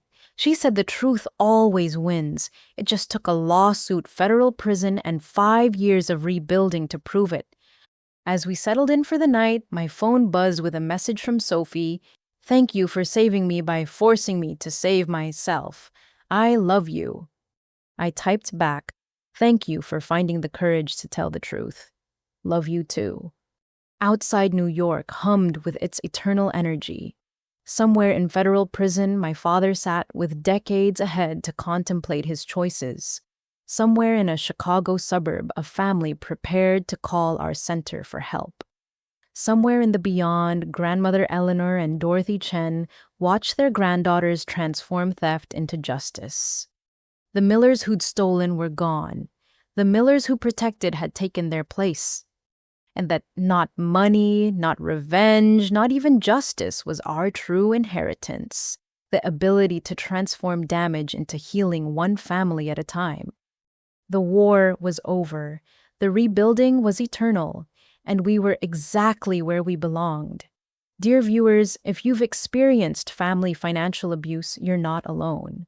Whether it's a parent who borrowed your college fund, a sibling who opened credit cards in your name, or relatives who manipulate your generosity, your pain is valid and help exists.